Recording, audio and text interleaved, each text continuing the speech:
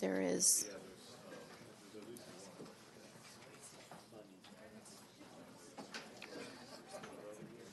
Number 18.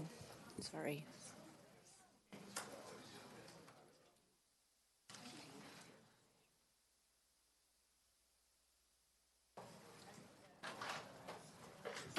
Okay, we're going to call the May 21st Board of Supervisors meeting to order, and I'm going to ask, without any pre-notification, our County Council to lead us in the Pledge of Allegiance.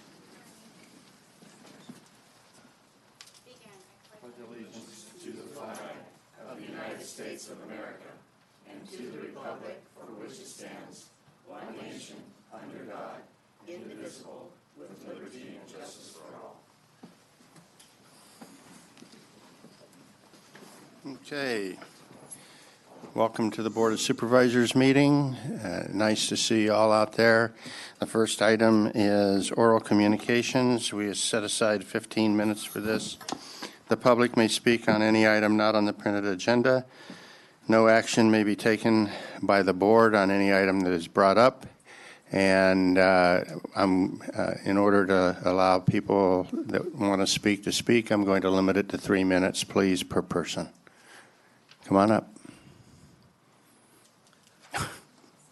Thank you, members of the board and members of the public. I'm Dr. Bob Bernstein. I'm your county health officer. I want to say a few things about the measles outbreak in the United States, and particularly California and Tuolumne County. Thus far, we have not had any reported measles cases in Tuolumne County. But I want to just take these 3 minutes to emphasize to the board and the community the following facts. Recently, a group of 5 county residents were exposed to an airline attendant with measles during a domestic United States flight. But thankfully, all 5 agreed to self-quarantine and to wear surgical masks while tests were conducted to determine their measles immunity and possible measles infection. These tests were carried out, and all 5 were determined to have been protected by immunization and were not infected, and thus a potential outbreak in Tuolumne County was averted for now. Measles is a highly transmissible disease by airborne spread, one of the most contagious of our vaccine-preventable diseases. If a person with measles enters a room where there are 10 unvaccinated people present, and the person with measles is not wearing a surgical mask, there's a substantial risk that 9 of the 10 unvaccinated people will become infected with measles and may then go on to infect others, and so on. The United States Secretary of Department of Health and Human Services has pointed out that the U.S. is seeing a resurgence of measles, a disease that was effectively eliminated in the United States in the year 2000. However, from January 1st to May 17th of this year, 880 individual cases of measles were confirmed in 24 states, including California, and I've provided a list of the counties on your desk. Of these cases, about 74% were reported in children and 13% in infants aged under 12 months. 88% of these cases were associated with close-knit communities or other settings like schools, for example, where vaccine coverage levels are below 90 to 95%, the level of coverage that's required to provide what is called herd immunity or protection for all members of a population. In my experience overseas in Asia and Africa and in the United States, measles is not a harmless childhood illness. It's highly contagious, potentially life-threatening disease. We have the ability to protect our children and the community, especially those who cannot get vaccinated because they're too young or have weakened immune systems. And again, I've provided a list of the contraindications for your information. Okay. Thank you, sir.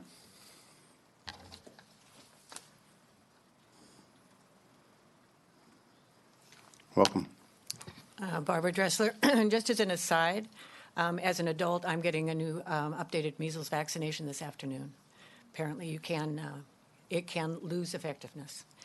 I'm talking today regarding the 2019 grand jury report on the TCEDA board. That report determined the public should be able to see the findings from a review of potential conflict of interest that was conducted by the County Counsel's Office.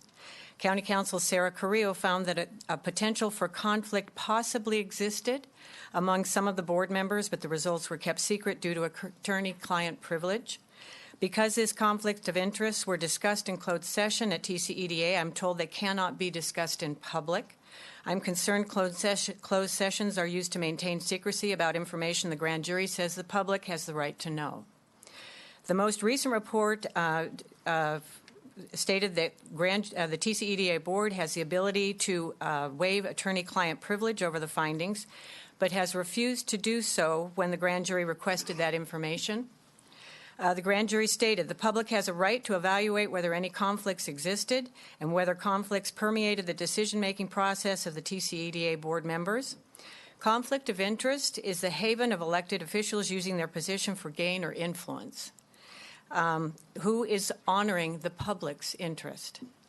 I'm asking TCA board members John Gray and Carl Rotifer to make waiving attorney-client privilege and releasing this conflict of interest report an agenda item at the next TCEDA board meeting. This allows a public forum to address those TCEDA board members who have not honored their duty to state conflicts when they occur and yet continue in office. The refusal to release the report is an example of why we have had so many public records requests, because government information is withheld unjustly from the public. And John Gray, in our last conversation, you said you had complied with the grand jury's requests. Will you comply with this one?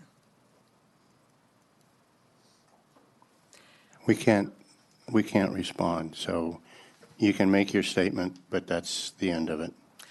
I know in the past there has been interaction between the board and members speaking at the beginning of the meeting, so you've decided not to respond. Thank you. You're welcome.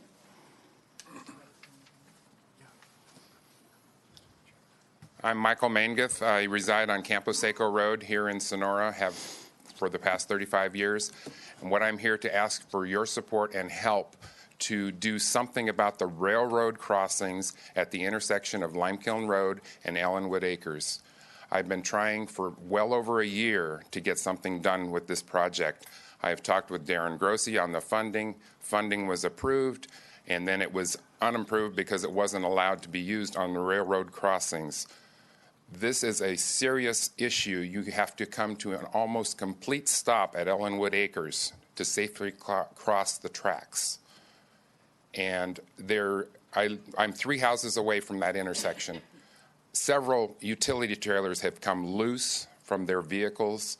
People have gone airborne because they're going down Campo Seco Road too fast to avoid the construction of the new stoplights in Jamestown. It's a major artery from Groveland for the citizens of Groveland and Coulterville to come into Sonora. I believe this is a serious liability issue, and I would like to see something done now. This is not just in the last few months. This issue is several years old, and it needs to be addressed. The funding was there, but they keep taking it away or whatever. But something needs to be done with these 2 intersections. Thank you. Okay, thank you.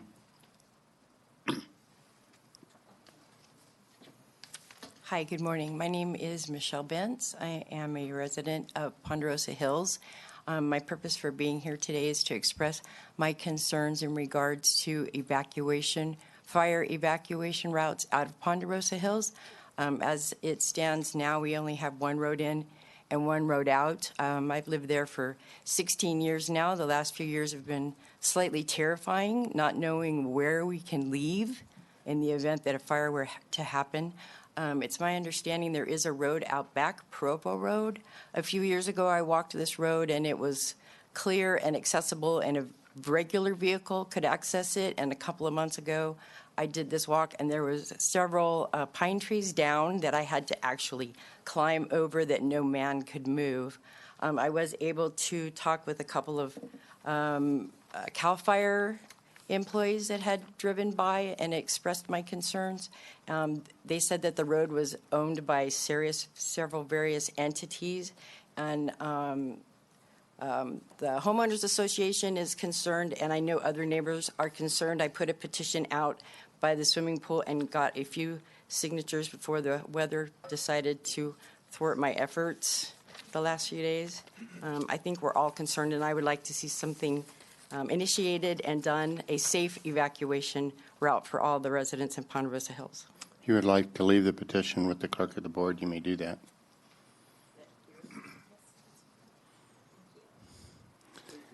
Thank you very much.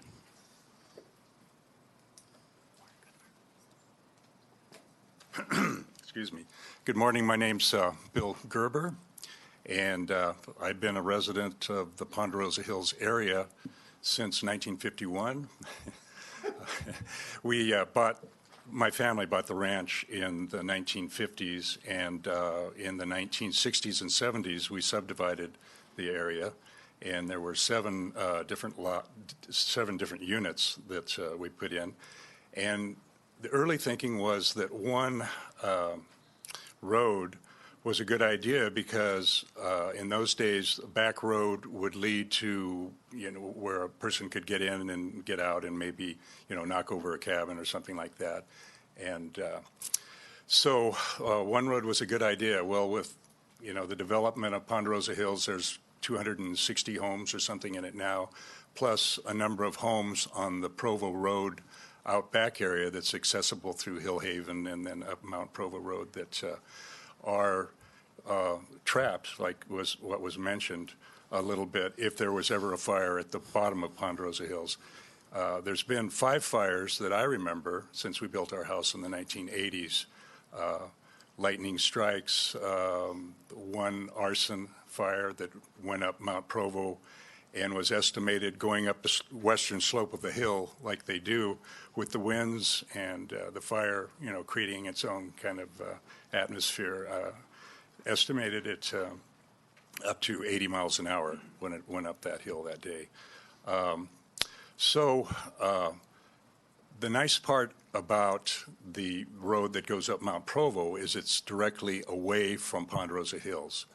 And it has been opened since the 1950s that I can remember when we first moved up there.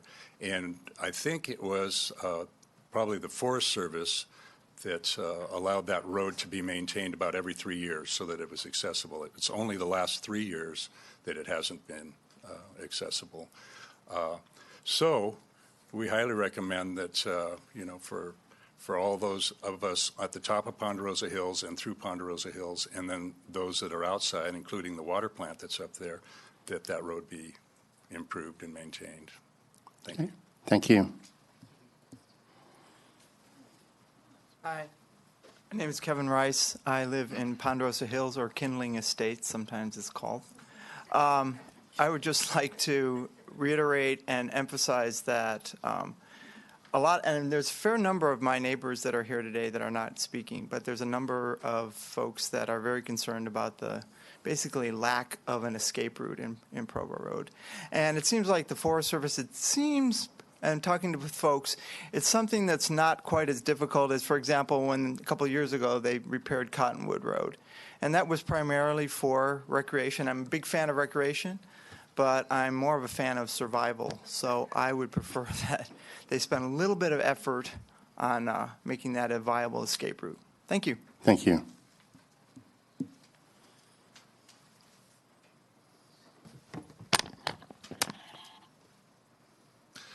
Good morning.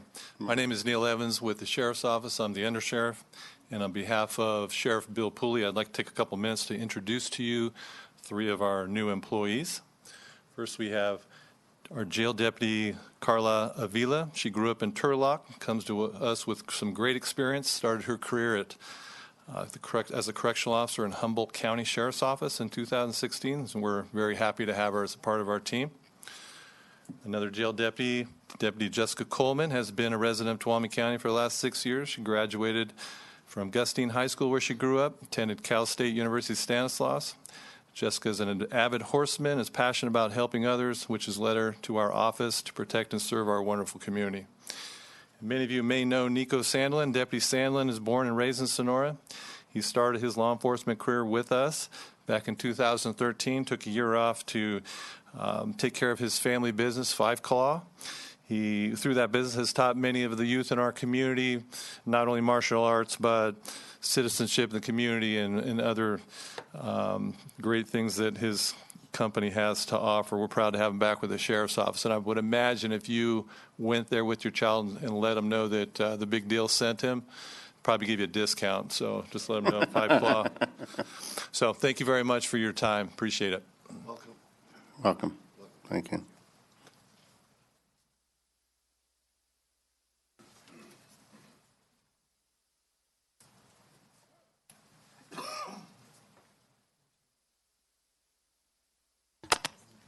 Good morning, Kim McFarland, Assistant Director of Public Works. I just want to let you guys know regarding the railroad crossings at Campo Seco Road, we are working with TCTC and Sierra Railroad, and we'll be bringing this to the board in June.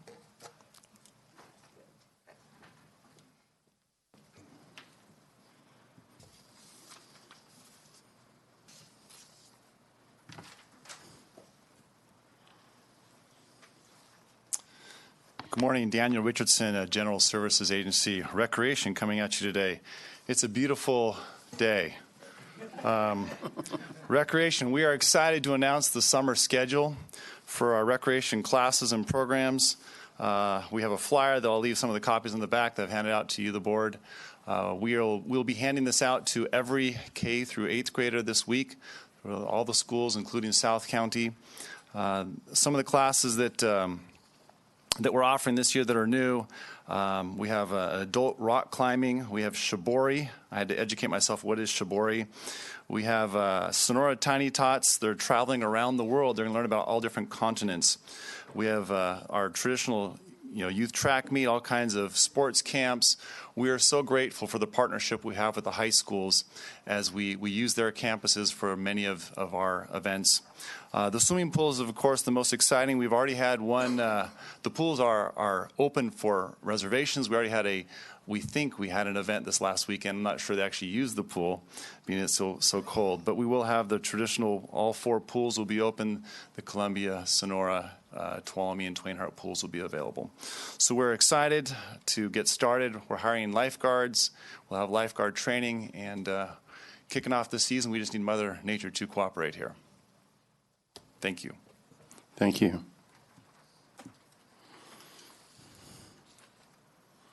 We'll have time. I'll keep it short and sweet. Do we have time? Yeah, go ahead. Yeah, hi. Good morning, ladies and gentlemen. Thank you for what you do. When I first came here, you said you don't do this for the money. Now I know you don't. Thank you.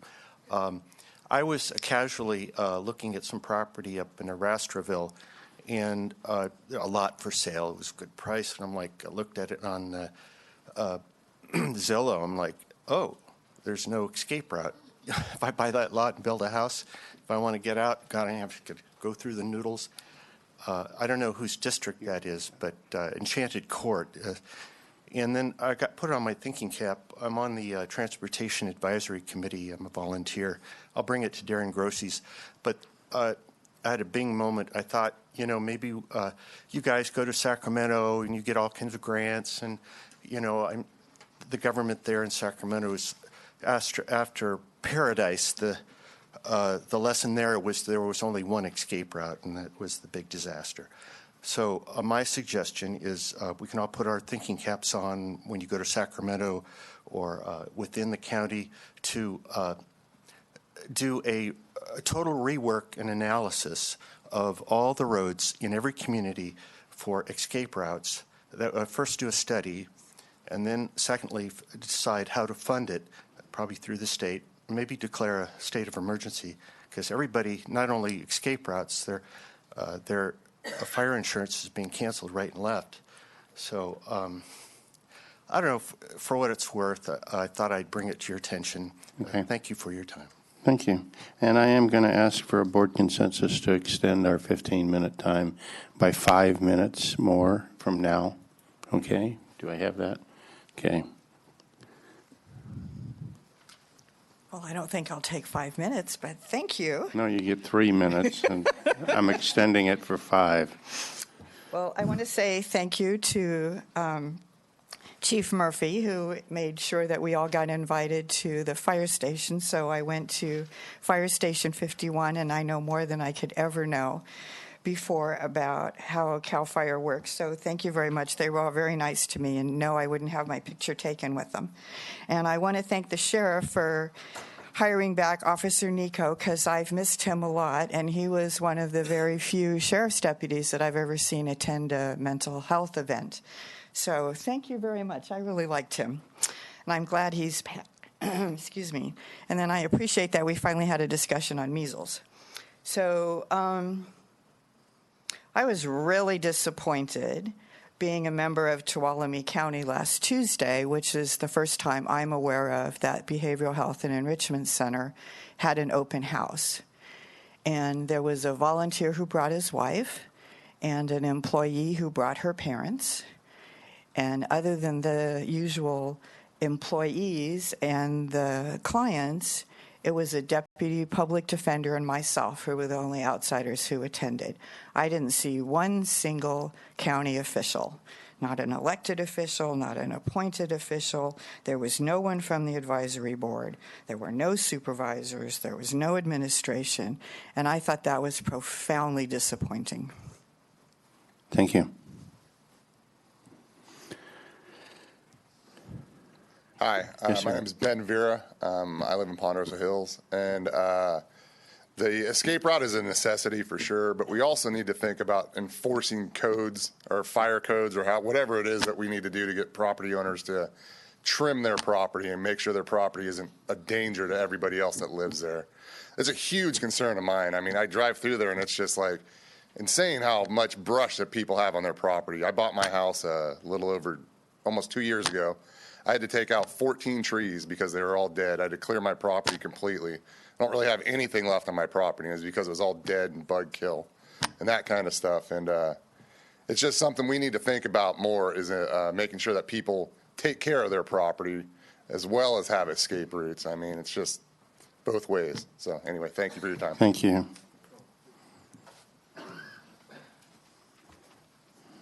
I'll make it quick. Anaya Kirk, District 3 Supervisor. As you all know, I'm a little passionate about the marijuana industry, or trying to keep the large grows out of our communities. And because of that, I'm keeping track of what's going on in Colorado. They seem to be leading the way, making bad decisions, I believe. They have just decriminalized hallucinogen mushrooms. So apparently this is going to be the next step in the drug world for them. And so just simply here to keep you guys updated. I'm going to be watching this as it continues. My prediction is in the next 5 years or so, we'll see it being brought into California. But right now, again, it's not a crime to, or it's per this article, it's not legal to use the substance, but they're not going to be prosecuting against it. But the next step will be to make the magic mushrooms illegal. That's where it's headed. So I'll be keeping you guys up to date with this, and hopefully we can keep this out of our community, but more to come. All right, thank you. Okay, seeing no more oral communications, I'm going to ask the clerk of the board to please read the consent calendar. Minutes of the meeting held on May 6th and 7th, 2019, finding that a summary of ordinance number 3357 and 3358 were published, approving the plan specifications bid book for the Parrots Ferry Road Construction Project Phase 2 and issuing a call for bid due on June 13, 2019 at 2 p.m. Adopting the 2019 Board of Supervisors Housing Policy Committee Work Plan, approving correspondence in support of State Assembly Bill 1010, Tribal Access to State Housing and Community Development Department Programs, and Senate Bill 252, Capital Gains Exclusion for Sale of Mobile Home Parks to Qualified Purchasers. Approving correspondence on the Downell Fire Salvage and Rehabilitation Project. Adopting a resolution authorizing the county administrator or a designee to submit and execute all documents related to the county's California Climate Investment Grant for Firewise communities. Approving the reappointment of Denise Henderson to the Oak Grove Cemetery and Janice Moore to the Columbia Cemetery districts. accepting resignation from Peggy Anderson from the Oak Grove Cemetery District and directing the clerk to post a notice of vacancy, send a letter of appreciation, and approving the certificate of recognition for Sean Brennan, congratulating him on his graduation from the U.S. Military Academy at West Point. Okay, I'm going to pull item number 11, and any other items anybody wants pulled? 7. Number 7, okay, so we will pull item number 7 and item number 11. Do I have public comment on items 1 through 6 and 8 through 10? Seeing none, I'm going to bring it back to the board, looking for a motion on 1 through 6 and 8 through 10 of the consent calendar. Move that we approve the consent calendar as noted. Second. Okay, I've got a motion by Supervisor Gray, a second by Supervisor Campbell. All those in favor signify by saying aye. Aye. Opposed, abstained, 4-0. And rather than repeat it all day long, one absence, Supervisor Brennan will be absent all day. She's back east attending that West Point graduation. Would the clerk of the board please read item number 7 again? This is consideration of adopting a resolution authorizing the county administrator or designee to submit and execute all documents related to the county's California Climate Investment Grant for Firewise communities. Okay. You asked that it be pulled? Yes. Would you like a staff report? It's actually a really quick question. Okay. It might be for the 10:30 appointment, but I'll ask it here. Since we're getting the award money, the $96,000, I see here it says approval of the attached resolution by a board is a requirement of the grant in order to expend the funds. Do we have a plan in place to expand the funds, or is that a discussion for? Yes, that discussion for 10:30 and beyond. Perfect. Then that's all it is with number Okay. 7. Do I have any public comment? Clerk of the board, please read item 7 again. I'm sorry. Did you read it again? Okay. Do I have public comment on item number 7? Okay. Seeing none, I'm looking for a motion on item number 7. Then I move that we approve the resolution for the California Climate Investment Grant Award for Firewise communities. Okay. Second. Okay. You got a motion by Supervisor Kirk, a second by Supervisor Campbell. All those in favor signify by saying aye. Aye. Aye. Opposed? And 4-0. And would the clerk of the board please read item number 11 again? And I won't need a staff report. Consideration of approving a certificate of recognition for Sean Brennan, congratulating him on his graduation from the U.S. Military Academy at West Point. Okay, the reason I pulled that is because this is a significant item, and certainly not because he's the nephew, I believe, of Supervisor Sherry Brennan, but he is graduating number 3 in his class at West Point. That is in the top 1/2 of 1% in a very, very competitive academic and military leadership institution. And he was also the top graduate at both Sonora Elementary School and Sonora High School when he was a student here. So this is a long track record, and I'm not going to read the whole commendation because there's none of his family here or anything like that. Fortunately, we did agree to give Supervisor Brennan a copy of the certificate, and pending our vote today of approval, she will present that to him out at West Point while she's out there. But very commendable achievement by one of our youth that came out of this county, and I think we ought to be very, very proud of him. So with that, I'll ask for public comment on item number 11. And seeing none, I'm looking for a motion. Mr. Chairman, I move that we approve the certificate of recognition for Sean Brennan. Okay. Do I have a second? I'll second. Okay. Supervisor Gray moved and Supervisor Kirk seconded, and all those in favor signify by saying aye. Aye. Opposed? Abstained? 4-0. Would the clerk of the board please read item number 12? Consideration of adopting a resolution honoring the American Legion's 100th birthday.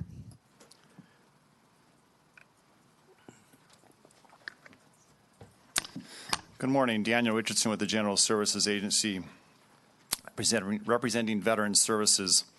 Today, the County of Tuolumne honors the American Legion's 100-year legacy. This great American institution was chartered by Congress in 1919 and continues to be strong to its patriotic roots. And this wartime veterans organization now has 3 million members and has nearly 3,000 posts. Our local American Legion Post 58 was established in March of 1919, named after two individuals, Melvin Smith and Clinton Bolter. I think it's Smith. I'm not sure if it's Smythe. This organization supports the local high school students each year for their attendance at Boys State and Girls State in Sacramento. I know I've had two of my boys who've attended through their generosity. They also provide grants, and this recent, after the campfire, they raised some money and donated water to the fire victims up in Paradise. We are excited to recognize the American Legion for their deserving efforts and for them, as I like to say, they bind the wounds, lift up the weary, and help to educate the rising generation of Americans. We have a resolution we prepared for your consideration today. Okay. So just a point of information, I guess. They had their 100th birthday, I believe it was last month. Several of the supervisors attended. Unfortunately, we were unaware in time. We should have been aware, but we weren't. We were unaware in time to get this resolution through due to the Brown Act considerations and some other things. And we're rectifying today a misdeed on our part. We should have had this resolution back to present to them, but it will be presented to them. So that's the purpose of this item today. Any public comment? Seeing none, bring it back to the board. Looking for any comments or motion or whatever. Supervisor Gray. Mr. Chairman, before I make the motion, I did attend that event, as you said, other supervisors also, and it was a very moving event. It learned, being in Tuolumne County my whole life and not understanding the connection between Smythe Bolter was really good to learn. So with that, I move that we approve the resolution congratulating the American Legion on their 100th birthday. Okay. Do I have a second? Second. Okay. Motion by Supervisor Gray, second by Supervisor Campbell. All those in favor signify by saying aye. Aye. Opposed? 4-0. Okay. Clerk of the Board, please read item number 13. Consideration of approving a certificate of appreciation for Jeanette Lambert and the David Lambert Community Drop-In Center for 20 years of dedicated service to Tuolumne County. Good morning. Michael Wilson, Behavioral Health Director. Good morning. Good morning. Chair, members of the board, administrator, it is my honor to bring this item before the board, and I would take your direction on whether you'd like me to read the full staff report or just get on with it. No, go ahead and read your staff report. All right. Jeanette Lambert has been a fixture of the David Lambert Community Drop-In Center since the center was named after her son in 1999. David Lambert was diagnosed with a mental disorder in his late adolescence and later died from the consequences of this disorder. In honor of its namesake, the David Lambert Community Drop-In Center is dedicated to those who struggle with mental illness and their friends and family. The center serves as a safe and caring place for outreach and socialization. It provides help and referral to people suffering from homelessness and poverty that may be related to mental illness and or addiction. His family says David would have loved this place, and our family is pleased to be associated with the center. The center is supported by the Tuolumne County Behavioral Health Department as well as numerous volunteers, many volunteers, both with name tags and silent volunteers as well, who contribute time and donations. It is entirely volunteer run. The mission of the David Lambert Community Drop-In Center volunteers is to provide comfort to the homeless and those in need, and it fosters opportunities for those seeking to improve their situation with dignity and respect. Jeanette Lambert has been a key to the center's operation for the past 20 years. She gives guidance, leadership, and encouragement to both visitors to the center and to the volunteers who run it, while routinely working multiple shifts herself. She also does outreach throughout the community for fundraising, recruiting, and promotional purposes. Jeanette has devoted countless hours for the center in her efforts to make it clear that she truly cares for those that she serves. The David Lambert Community Drop-In Center is an important resource to Tuolumne County, serving over 600 unduplicated individuals last year alone. 2019 marks its 20th anniversary. The effort made by Janet Lambert and other volunteers in the center for over the past 20 years are considerable and demonstrate a laudable service to the community of Tuolumne County. And there is no financial cost to the county, and it is, even though it may be under the Behavioral Health Department, it is not an issue for me at all. It is a wonderful center, and I thank her very much. It is respectfully recommended that Tuolumne County Board of Supervisors present the attached certificate of appreciation to Jeanette Lambert and the David Lambert Community Drop-In Center for 20 years of dedicated service to Tuolumne County. Thank you. Before I take board comments, do I have any public comments? Okay, seeing up. I almost saw none.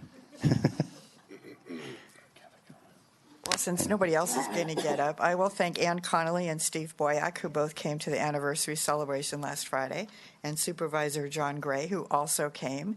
And she had, it seemed to me, more than 100 people that were there. It was a lovely evening, and I was honored to be invited. Thank you. Okay, any other public comment? Supervisor Gray. Yes, I was able to attend, but I wasn't able to stay for a long time, and I didn't give a proper thank you to all the volunteers. You guys, you do a tremendous job, and without the volunteers, we're not successful in Tuolumne County. So thanks to all the volunteers that work there. Thank you. Any other board comments? Supervisor Campbell?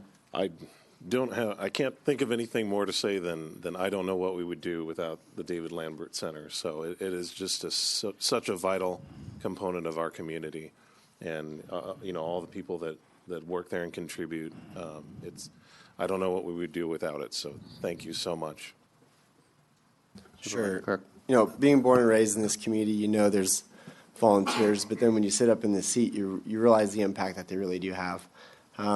So I see 20 years, I just see faithfulness. So thank you for what you do, for being faithful to this community. So thank you. Okay, I'll reserve my comments for when I present this, but so I'm looking for a motion. Mr. Chair, I move that we approve the Certificate of Appreciation for Jeanette Lambert and the David Lambert Community Drop-In Center for 20 years of dedicated service to Tuolumne County. Okay. Second. Okay, I've got a motion by Supervisor Campbell, a second by Supervisor Gray. All those in favor signify by saying aye. Aye. Opposed? 4-0.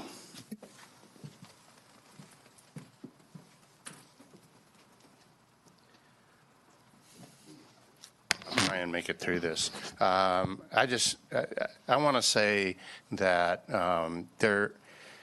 in any local government, there just is not enough resources to do all the things that need to be done in a community, and we couldn't do our business if all the people that do volunteer work out in our community weren't doing a lot of the mission that we really should be doing, but just don't have the resources to do.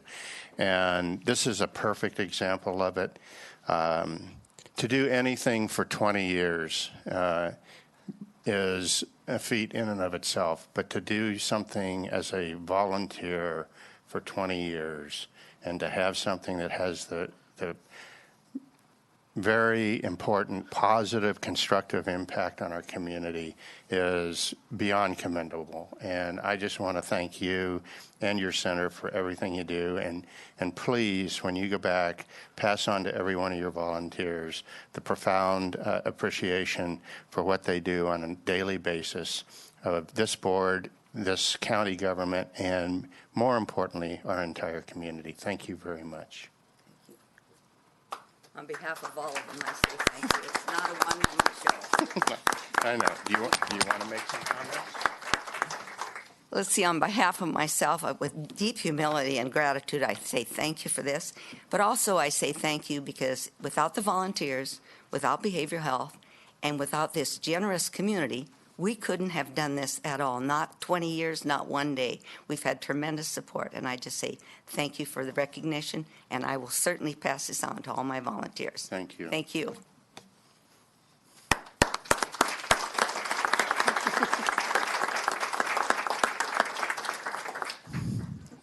Thank you again. I think we're up to item 14. This is consideration of approving an appointment, reappointment of the community representative alternate commissioner and the commissioner to the first 5 Tuolumne County Commission. Do we have a staff report? No. Okay.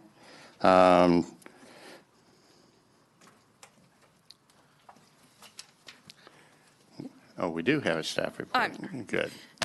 Good morning. This is Sarah Garcia from the First 5. I'm the executive director of First 5 for Tuolumne County, and we have 2 appointments that we're making today, or requesting appointments for Kathy Parker to be reappointed as a commissioner, and for Devin Woodruff. She's a new commissioner who has applied, and we're very excited to have both of them interested in participating in our commission. Okay. Do we have public comment? Okay, seeing none, I'll bring it back to the board. Any? Yeah, I move that we approve the appointment of Devin Woodruff with the term to expire March 31st, 2021, and the reappointment of Kathy Parker to the First 5 Tuolumne Commission for a term to expire March 31st of 2022. Okay. Second. Got a motion by Supervisor Kirk, a second by Supervisor Gray, and another example of people volunteering to help serve in our community in very important capacities. So please thank them for being willing to do this. And with that, I'll call for the vote. All of those in favor signify by saying aye. Aye. Aye. Opposed? Abstain? 4-0. Would the clerk of the, I'm sorry, we're going to recess the Board of Supervisors and reconvene as a Tuolumne County Air Pollution Control District.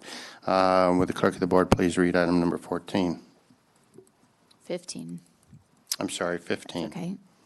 This is consideration of approving a prescribed burn reporting and monitoring support program grant between the California Air Resources Board and the Tuolumne County Air Pollution Control District for $30,432. Staff report. Good morning, Chairman Rotifer, members of the board. My name is Greta Shuttler. I am the Deputy Agricultural Commissioner for Tuolumne County. Smoke management is a priority for our Air Pollution Control Office. For decades, local air districts have operated smoke management programs which are intended to manage emissions from the use of fire, which includes the use of fire for residential burning, agricultural burning, and prescribed fire on the landscape. In Tuolumne County, with the exception of residential burning, this entails the submittal of smoke management plans by entities desiring to burn, which are reviewed by district staff. While air monitoring may be required, such requirements are not typically included in the burn permit due to resource constraints. For residential burning, while a burn permit from the district is not required, there are limits on the type of materials that may be burned, the size of allowable burns, and when burning may occur. In 2018, the legislature passed and the governor signed several bills to improve forest resilience and to reduce the risk of wildfires in California. These include Senate Bill 901, which addresses numerous issues concerning wildfire prevention, response, and recovery, including funding for mutual aid, fuel reduction, and forest policies. Senate Bill 1260 requires CAL FIRE and the California Air Resources Board, in coordination with local air districts, to develop and fund a program upon appropriation by the legislature to enhance air quality and smoke monitoring, and to provide a public awareness campaign regarding prescribed burns. Senate Bill 856, which appropriates, among other things, $2 million to California Air Resources Board for local air districts to support the implementation of SB 901 and SB 1260 relating to air monitoring of prescribed fires and public outreach.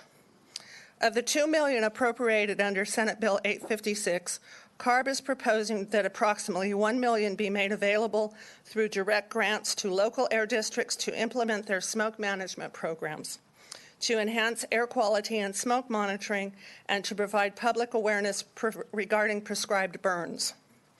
There have been delays with CARB developing the associated grant agreements. We received this grant on May 9th. We were instructed by CARB to submit a grant agreement cover sheet to CARB by May 17th. Upon approval of CAO Riggs, the Air Pollution Control Officer signed the cover sheet to indicate our interest in accepting the funding of $36,432 to implement their smoke management programs, to enhance air quality and smoke monitoring, and to provide public awareness regarding prescribed burns in anticipation of your approval to move forward with the grant agreement. Our office recommends that the board authorize the acceptance of funds from the California Air Resources Board and/or the California Air Pollution Control Officers Association for implementation of the district smoke management program, as well as for the support of district activities associated with prescribed burning and smoke management. Authorize the Air Pollution Control Officer to negotiate, sign, and amend, as needed, future agreements and contracts related to these activities, and to accept funds and implement associated projects. Thank you for your consideration. Okay. Do I have any public comment? Okay, I'll bring it back to the board. Move on staff recommendations. Okay. Do I have a second? Second. Okay, I got a motion by Supervisor Gray, a second by Supervisor Campbell. All those in favor signify by saying aye. Aye. Aye. Opposed? Abstained, 4-0. We will adjourn the Tuolumne County Air Pollution Control District meeting and open the Tuolumne County Board of Supervisors meeting. And will the clerk of the board please read item number 16? This is consideration of transferring the Fleet Services Fund and all associated budgetary and accounting details to the Road Fund.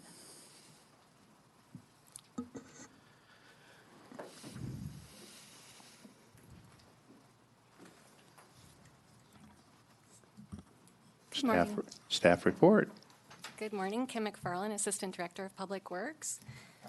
Almost 8 years ago, the Tuolumne County Fleet Services Division was created from the former Road Maintenance Division as a new internal service fund to provide maintenance and repair services to county vehicles. Currently, Fleet Services operates a comprehensive mechanic shop at their location in North Airport Road facility in Columbia, and they currently service the vehicles and equipment of many county departments as well as a few outside agencies. In August 2017, the board authorized County Fleet Services to continue maintenance of all county vehicles with the exception of county fire and the sheriff's office.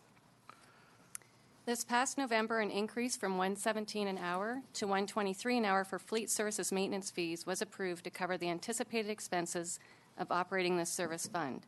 However, without the full fleet of county vehicles being maintained by Fleet Services, the Community Resources Agency fiscal officer anticipated another revenue shortfall by year-end.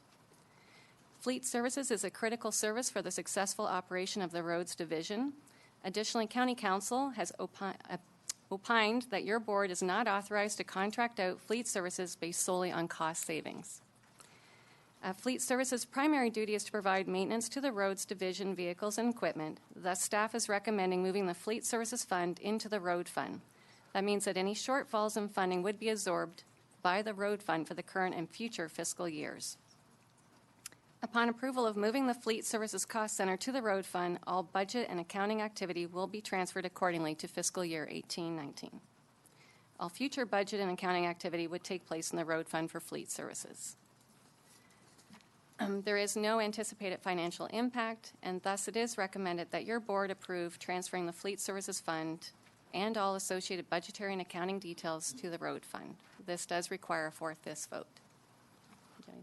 Okay. Any questions of staff? Okay. I do. Go ahead. Is this fund an enterprise fund? No. Do we know? No. It's internal. It's Sorry, it's an internal service fund. It's not an enterprise fund. okay. One of the on page 1 it says any shortfalls in funding would be absorbed by the road fund for the current and future fiscal years. So this fund is for all county vehicles? So the primary purpose is for the road fund. Fleet Services is there to service the heavy equipment and vehicles for roads. And then any additional time that they have, they can work on other county vehicles, including outside agencies, which they've been doing. Okay. I guess one of my concerns is because, I mean, it's not a big increase now, but in the future, as a citizen, I think road funds should be put towards roads, but now this is going to be absorbing vehicles to maintain the cost of vehicles. Is that correct? No. Do you want to step in, Tracy? Sorry. Yeah. So just to kind of, because I had actually a discussion with another individual about the same thing.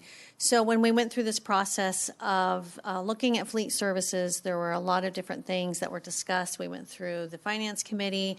There was an RFP done, and then really it was trying to look at, is this the best way to provide these services?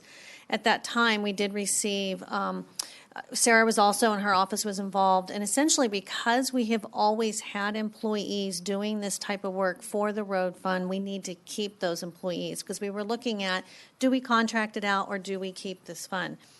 The other thing is that sheriff and fire were told they did not have to utilize these services. But I do want to make it clear that these, the employees, we have to have these employees to manage the fleet for the road fund. So they have to work on their equipment and their vehicles. So when you talk about roads, part of the road funding is to pay for the upkeep and maintenance of the equipment for the road fund, and that's what we're doing here.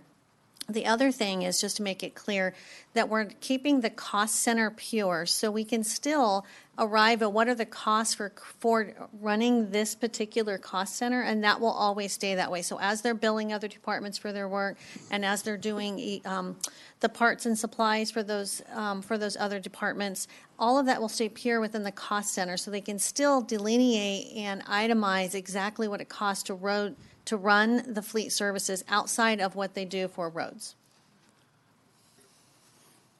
Okay. Any other questions? Yeah, Mr. Chair. Yeah, go ahead.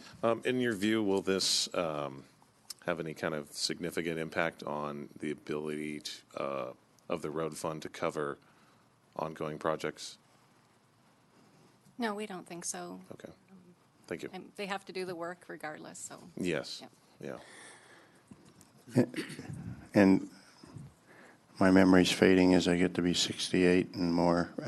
But didn't this used to be inside the road fund, and then we moved it separately outside of the road fund? Yeah. Yes. I'm going to say, I know they created it in 2011. Yeah. I wasn't in this office then, but I believe that it was part of the road fund. So it's sort of a I don't want to call it an experiment, but it was an effort that didn't meet the design goals of what the effort was, and we're just reverting back to the way it was before. Right, that we were trying, was my understanding, what they were looking at in 2011 when they created this was to look at really running what a true fleet services would be like they do in other counties. And what we found was it really wasn't working as well as we had hoped, and there were a lot of variables that led to that. Wasn't the quality of work, the quality is excellent, it's just that all the other variables that go into providing the service.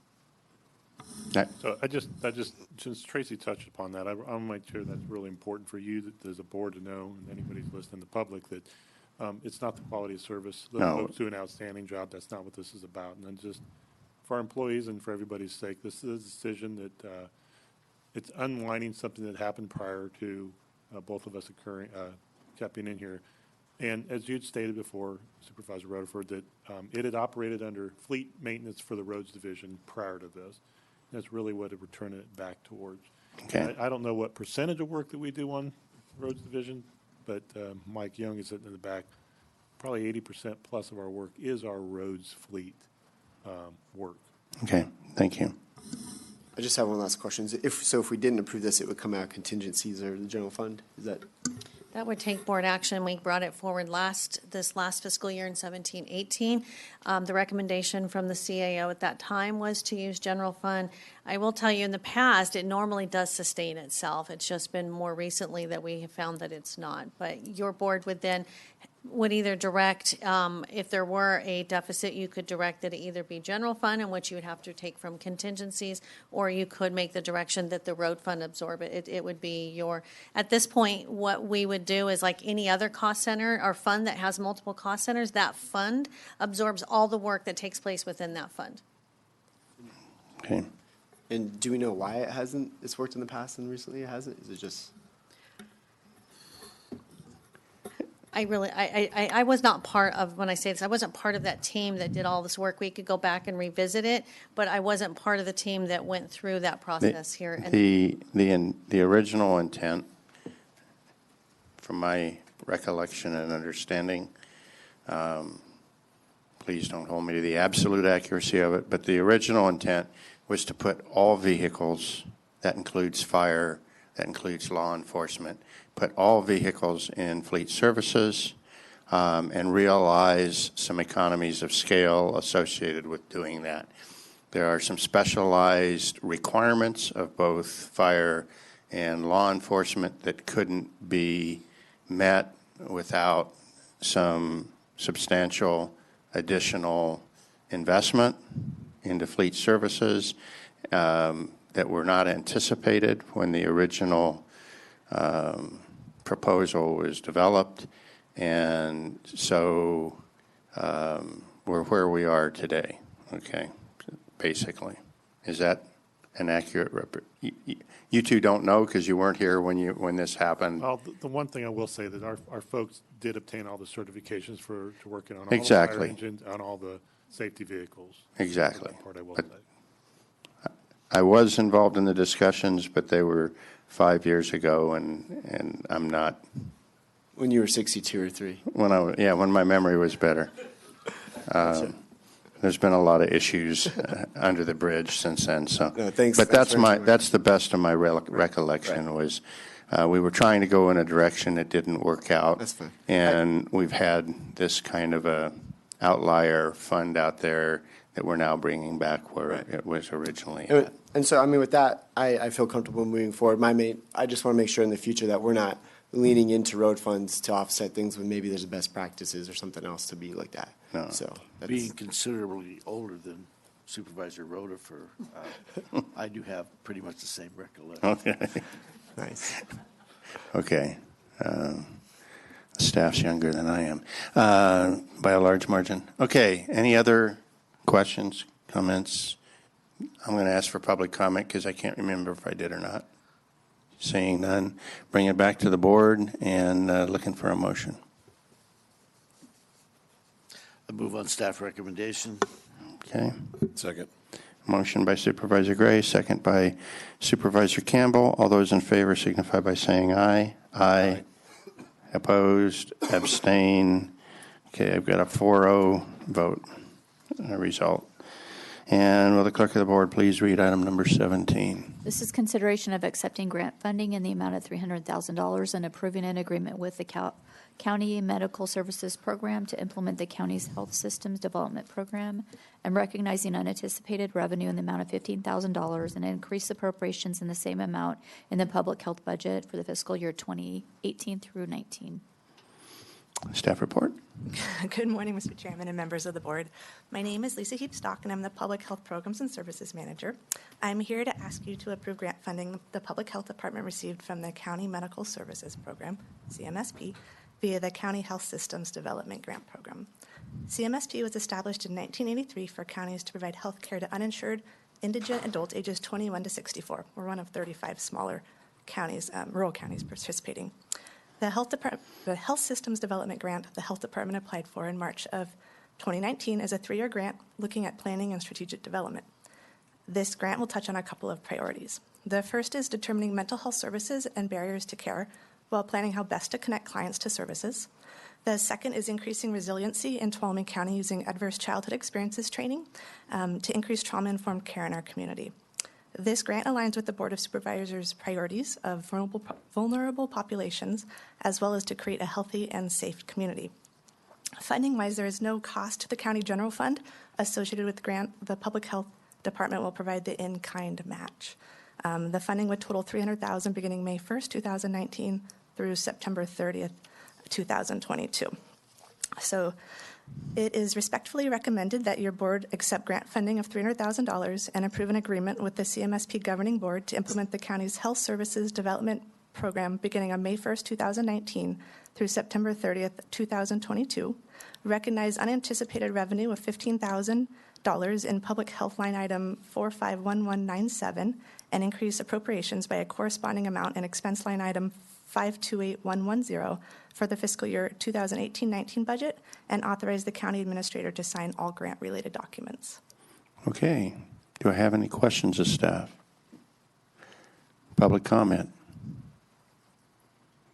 Come on down.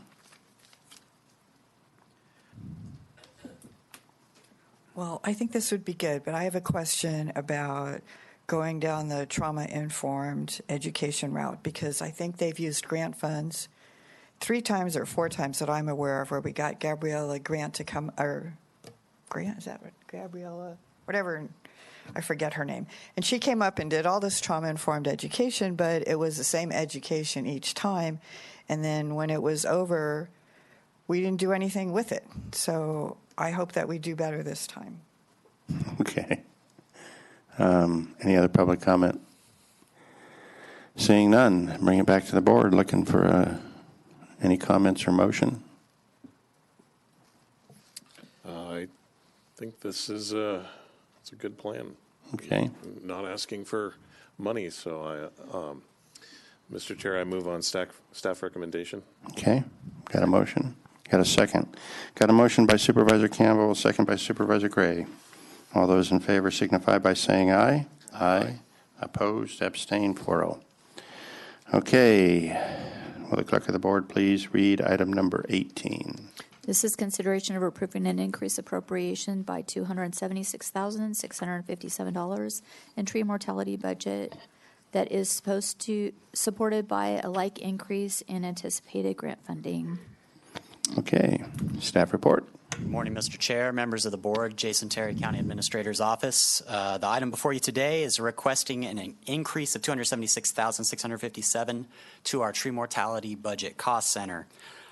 This year, we have done just a large amount of work, more so even than we had thought at the beginning of the year. Last year, we took down approximately 3,700 trees. Already this year, we've taken down 6,000 and have 5,200 in progress. So it's just amazing the amount of work that we've been able to get done this year. With the increase of work, there was we've spent more money. And that's not because anything costs more. It's because we were doing more work. So as we're getting close to the end of the year here, we're seeing that we want to continue this work and getting to the point where we're running out of our budgeted funds. So this good news on all of this is the Forest Service grant that we have already received, already been approved and accepted by this board, will cover the entire cost, and there is no net county cost. So our request and staff recommendation is to increase the appropriations to the tree mortality budget by that amount, and recognizing the like amount that we will receive from the Forest Service funding. Any questions from staff? Just a comment. It's amazing that you guys keep chasing this money and bringing it back to us. It's much appreciated, because when we went into this a few years ago, it looked like we were going to exhaust our entire reserve account. So kudos to everybody that has worked on this project. Okay. Any public? And go ahead. Add to that you hotshot tree mortality guys are always up in the ante. Truly good work. I mean, I was shocked to see, I've been kind of unplugged from what's been going on with tree mortality lately, and to read the report of how much work has actually been done in such a short period of time, I just was extremely impressed and glad to see that. So really good job. Okay. Any public comment? Seeing none. Any other supervisor want to make a comment? I was just going to joke. Weren't you part of that group, hot shot group back in Yeah. How many pairs of shoes did you wear out chasing down money? No, good work, Jason. I'm just a pretty face. Okay. With that, I'll entertain a motion. Mr. Chair, I move that we approve the increase of appropriations by $276,657 in tree mortality budget that is supported by like increase in anticipated grant funding. Okay. Do I have a second? Second. Okay. Motion by Supervisor Campbell, second by Supervisor Gray. Before I call for the vote, I just want to add my thanks to the whole tree mortality task force. They're not just, by the way, they're not just our government employees. There's a whole lot of partners out there that are part of that task force that are doing a lot of this work. And again, my theme for the day seems to be we can't do it without community support. And this is another really great example of that. So please pass on to the whole task force our deep appreciation for everything that they're doing. When we started this, it was like a insolvable problem. And I'm not sure we'll ever get to 100%, but we're going to get a heck of a lot closer than any other county in this state. Thanks to all those folks. So with that, all those in favor signify by saying aye. Aye. Opposed? Abstain? 4-0. Thank you. And just some administrative items. We will be pulling item number 20, and our 12 p.m. appointment has been canceled. So our intent is to break as normal for 12 o'clock and reconvene at 1:30, 30 minutes prior to our 2 o'clock appointments. And with that, I'm going to ask the clerk of the board to please read item number 21. 19? No. So this is a closed session, Public Employee Performance Evaluation Authority Government Code Section 54957B1, County Administrator. Okay. Any public comment?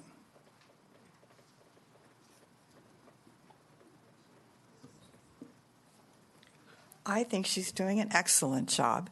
And I was very impressed when she decided to go out and do these once a month public forums to meet with everybody. And it was kind of disappointing that only 3 people came to the first one, and they were people that come to these meetings. But I'm not sure that other people are brave enough, but I thought it was brave of you. Okay, thank you for that. And with that, we're going to recess into closed session. And we will come back for our 10:30 appointment. And do we anticipate a report out? Okay, we do not anticipate a report out. Thank you.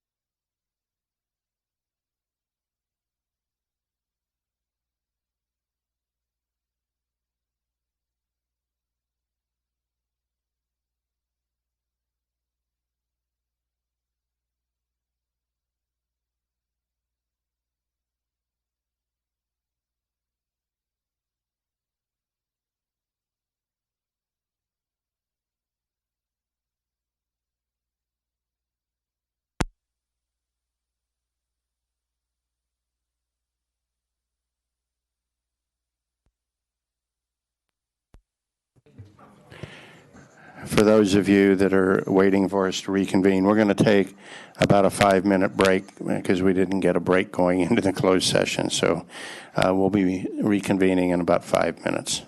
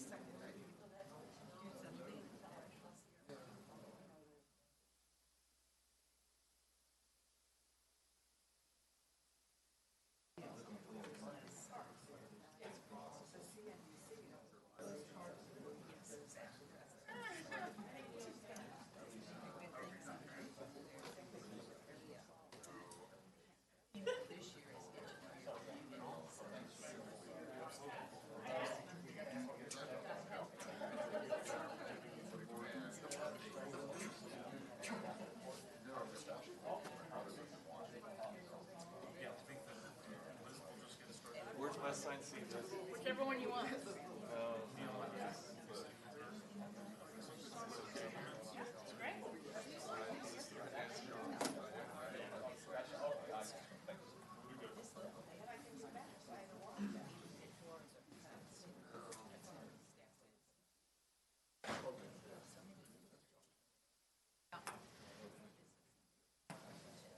Hi. Hi. Well, thank you. Thank you for the invitation. Oh, nice bookends. Just called me a book. Yes. I'm in good company though, so.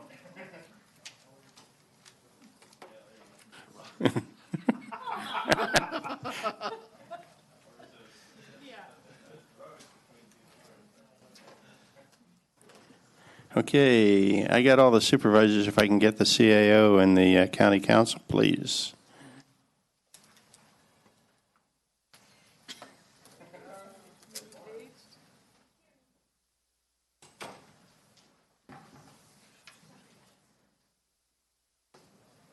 Okay, we're going to go ahead.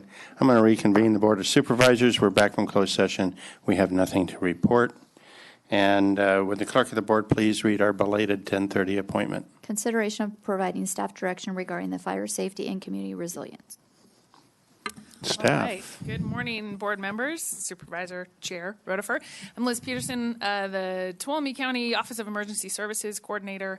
I have with me Under Sheriff Evans and Fire Chief White.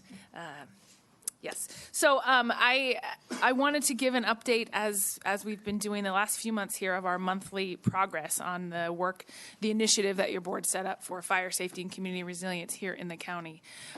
Before I start, Supervisor Rotifer would like to continue on your theme of highlighting the good work or the reality that it really is a full community effort. And so while I'll mostly speak to efforts that here at the county we've undertaken, I just want to let you know that the community is doing excellent work related to this initiative as well. And that is highlighted in the presence and commitment and attendance of the task force.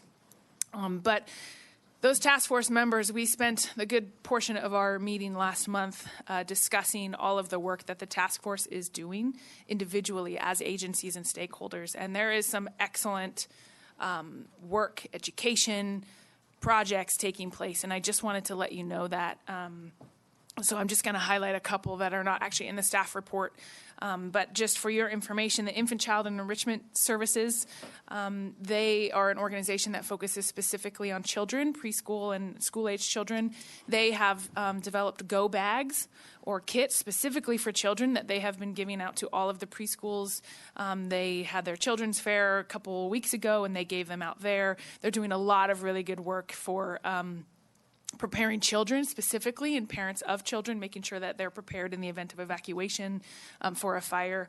Also, the Highway 108 Fire Safe Council was awarded a grant to do a significant fuel break project around the Ponderosa Hills area, and that's about $500,000. Also, the Forest Service is doing a lot of really good fuels work, a lot of prescribed burning that they've done in the last couple weeks to minimize the fuels on the ground and make our communities safe. As we all know, what happens in the forest affects us here in the non-forest. Also, the schools, I know, are working on a variety of projects to make sure that the schools are safe and protected, and there'll be more information on that upcoming, but they're working hard on some stuff. Also, the Tuolumne Band of Miwok Indians Tribe is, they've done a lot of prep work along their on their reservation with their fire department and others, doing a lot of, again, good fuels work and other things to make sure that the tribe itself is prepared. The Twain Harte Community Services District is undergoing a massive education campaign for their district members, I guess, related to, again, fire safety and specifically targeting vacation rentals and those absentee homeowners or vacationers who may be coming up and, like Chief McNeil says, who may want to unplug from kind of the realities of expectations and responsibilities, but their education campaign is going to focus on making sure that those visitors are also engaged and aware of the reality of potential wildfires. And then Area 12 Agency on Aging is also doing a significant education campaign with vulnerable populations, as we know that is a priority of your board, doing some outreach to the mobile home parks and other senior apartment complexes in relation to preparedness for seniors and those who may have some physical limitations. So that's just a highlight of some of the things that some of the agencies are working on. And that's in conjunction with the report that I'll be giving today. So I just wanted your board to be aware of some of this other stuff that's been going on. So, like I mentioned, the task force meets on a monthly basis, and we met again with all of the partner agencies and stakeholders to discuss how we can move this initiative forward for your board's priority. One of the things that we did in the task force meeting a couple meetings ago was identify what are the biggest threats that we see that face all of our high-risk communities, and then how can we develop some solutions around those threats. And so the task force chose really randomly 6 different threats that they wanted to kind of tackle, as we know that there's a lot of issues going on, but we have to take one bite at the apple. I think of your analogy of the elephant. How do you eat an elephant? One bite at a time. And so we took these first 6 threats and tried to really develop some really good solutions. Now, I don't have kind of the results of that yet. We're still formulating that with the task force, but I wanted you to see that we are really at the task force level going to be focusing on the problem of heavy fuels, the issue of children being in schools, likely when wildfires will break out, the problem of a lack of individualized community plans, the issue of narrow road easements that mostly have prescriptive right-of-ways, the limited ingress-egress options, as your board is very aware of, and then the inadequate water infrastructure for fire flow, and that's in particular to aging infrastructure that our water districts have, specifically like their pipes and things like that, that we know that is a problem or can be a problem. So again, as I mentioned, the task force will be focusing on developing those solutions with all of the partners that are in the room. You know, it's been amazing to have everyone's expertise and their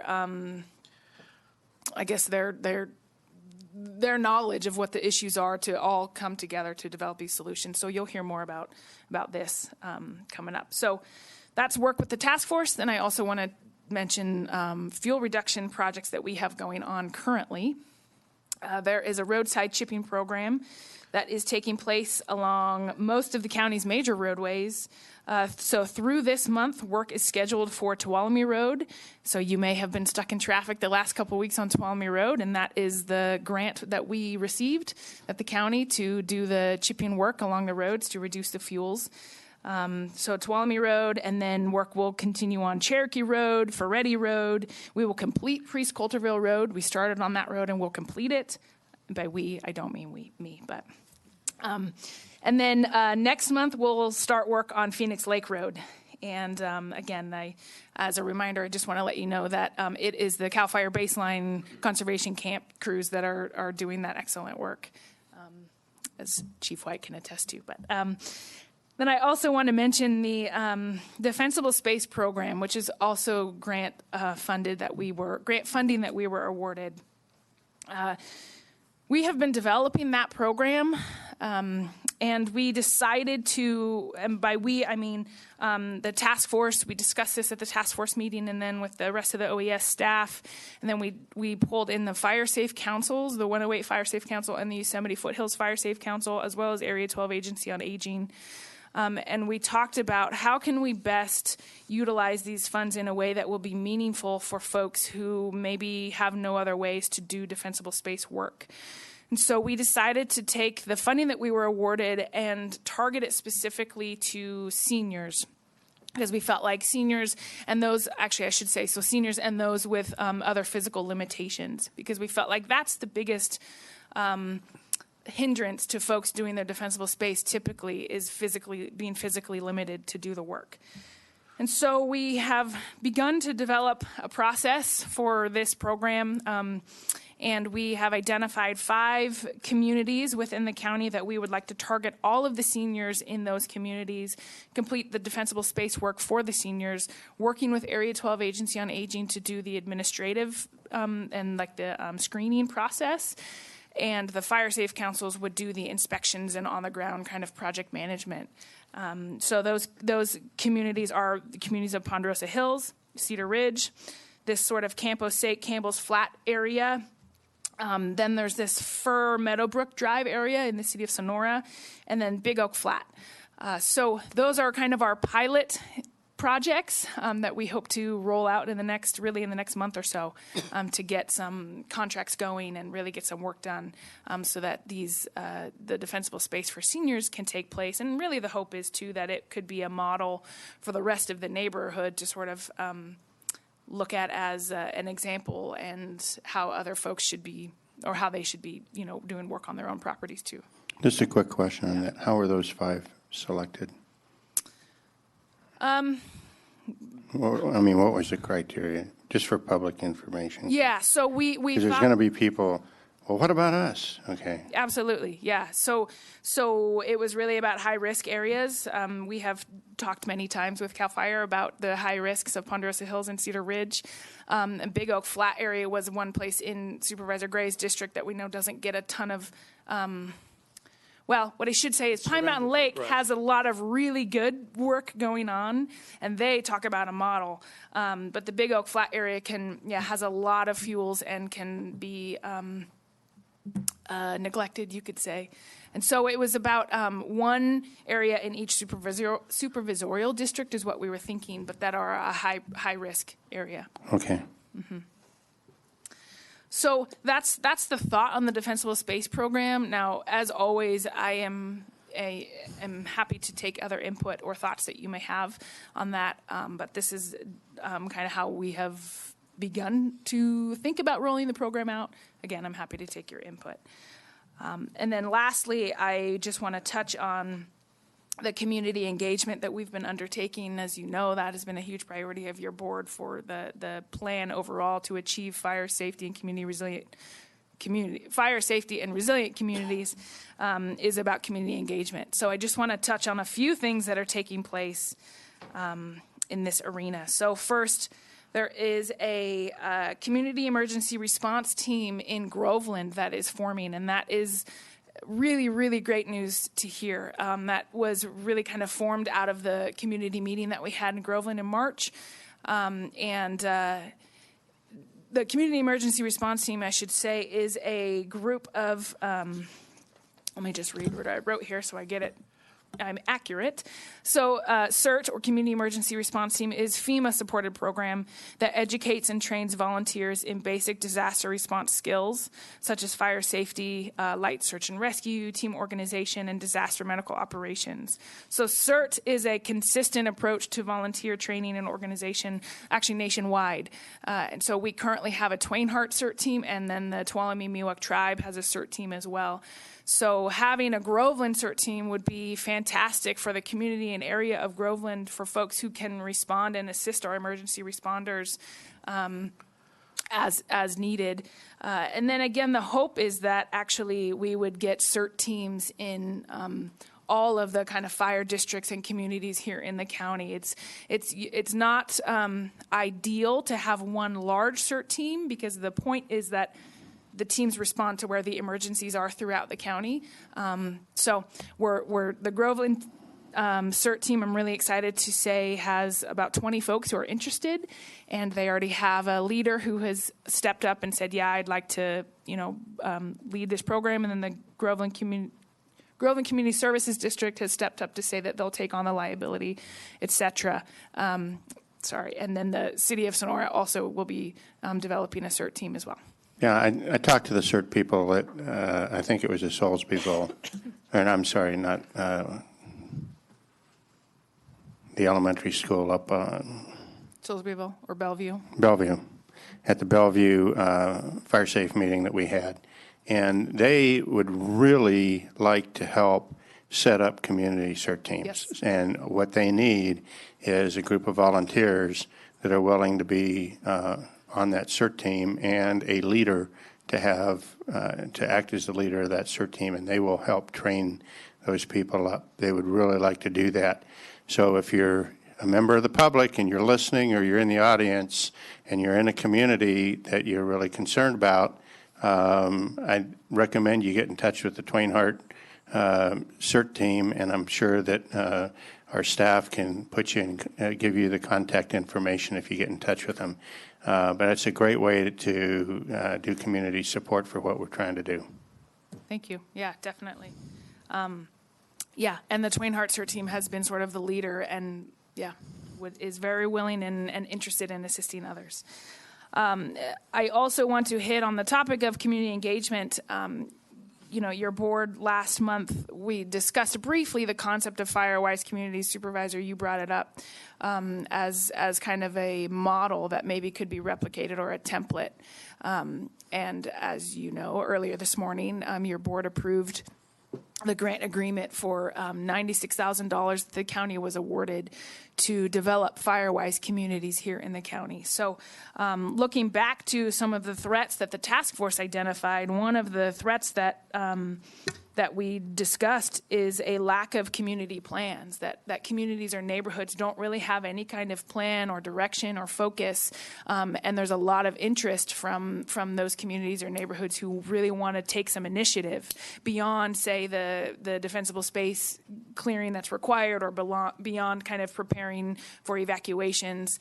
And so we did discuss this at the task force meeting as making sure that all members of the task force are on board with the concept of Firewise communities, that's a model that they feel like they can support and that will actually do some good here in the county. And they all agreed that this would be a good model to really utilize here for neighborhoods. And so using that grant funding of $96,000, we will assist with developing the Firewise communities. Now, we don't, Supervisor Kirk, as I mentioned, we don't have a specific plan of how that money will be spent, but it really is going to be about supporting the communities, making sure that they have the administrative support that they may need, helping with printing materials, that kind of thing. It's not going to be for on the ground, say, fire break work, but it's really to give some capacity to these neighborhoods that are going to need some assistance in forming a board and developing their community plan, that kind of thing. So we really think that this is going to be a really, really good model, again, for the whole county. Can I chime in real quick on that? Yeah. So has the discussion been with that money obviously we're going to look at each community, but it would almost seem, in this discussion may have already taken place, make more sense to take people who have done the Firewires community, maybe they could be their own board that goes into each community and helps establish it, helps it get up and running quicker. I know we have a lot of people who are passionate in the communities, and it's getting them to come forward and maybe be a part of that, but maybe if we had a board who's already successful, a committee of people who've done it, maybe that would be a little bit more of a strategic way to go in these communities and get them up and running instead of waiting for people to jump on the train. Has that discussion or that idea been brought up? Yeah, well, to be frank, we haven't had a whole ton of discussion about how we want to roll this out because we have to have a signed grant agreement first, and the first step is having your board approve that, which happened this morning. But I have done some preliminary discussion with the Fire Safe Council, who has in the past provided a lot of assistance to some of these Firewise communities, as well as the gentleman from the Tulare, I believe it is, the Lambert Lakes kind of area Firewise community that was the first here in the county to be approved. And so we certainly will pull in the few that are getting going already. I know the Tuolumne tribe is also actually looking at that as well, Firewise. So we will definitely pull in the folks who have the expertise. And I think going out to the communities and pushing it. Pine Mountain Lake has done a lot of activity there, and there's I'll call it neophyte, burgeoning, whatever effort in North Columbia going on as well that I know of, and there may be others. Lambert Lake, I was there at their Mm-hmm. organizational one, and I think they're getting going. Mm-hmm. Yes, they've done some really good work so far, And homeowners associations can serve as Firewise community organization boards. Yeah. Is that correct? Yes. So I was kind of thinking that might be the way to start, is just kind of solicit interest from the various HOAs we have in the county and, gauge their interest, see if they have individuals that would be willing to take this on as their, responsibility, and then go from there. And then I see the county as being, with this grant funding, be a support to that. So if they need any institutional knowledge, like I said, printed materials, and then gauge, from there how much it would cost to establish these Firewise communities, and if there's any money left over, then we can decide what to do with that. Yeah, I think that's great. I'm happy for the input. Yeah. So, and then lastly, as far as citizen engagement, last month too, we had talked about a way for really engaging the citizens on a different level. Just as a reminder, the task force is really designed to be the stakeholders and the folks who are really on the ground doing the work, which is why I have my partners with me here today, because they are integral members of the task force and others.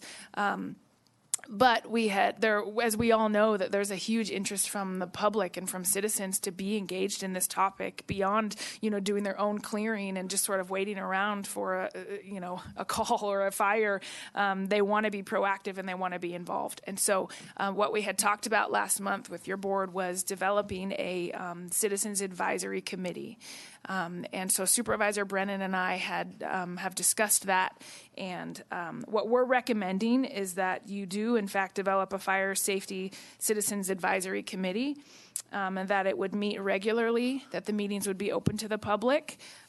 So they would be subject to the Brown Act because it would be meeting on a regular basis, because our recommendation, and by our I mean Supervisor Brennan and I, who obviously isn't here today, but we discussed this previously, that there would be a committee member from each of your districts, and then there would be 2 citizen at-large members as well. And the purpose of this committee is not to duplicate the efforts of the task force or even your board, or but the purpose of the committee would be to increase volunteer capacity. As you heard, and as supervisors you just mentioned, we want to increase our CERT teams here in the county, and we want to increase the FireWise concept around the county, and we want to, we would love to see actually CAL FIRE have more defensible space inspectors, and so that we could have defensible space inspections happening all the time, and so that CAL FIRE, we could actually add to their capacity. And then, of course, we know there's the volunteer programs at Tuolumne County Animal Control, and other things. And so that's sort of what we were thinking for the Citizens Advisory Committee, that it would be mainly focused on increasing the volunteer capacity.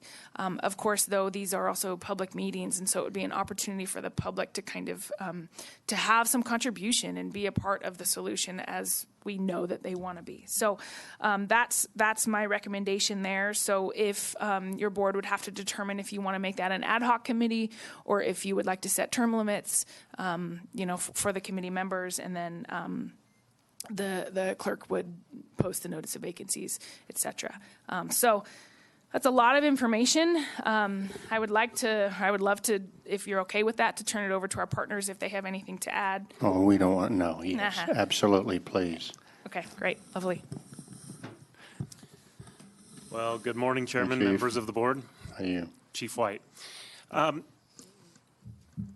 So it wasn't that long ago that we were getting into the 80-degree, low temperatures, increased temperatures, low humidity. The fuels were drying out, but then we had a blessing of rain, and it continues as I look out the window. This blessing is not going to last for long. We're going to be right back into those increasing temperatures, the fuels, and the low humidity. What we have to also be concerned about, and I understand and appreciate the task force coming up with those 6 items, but one of my concerns is ignition management.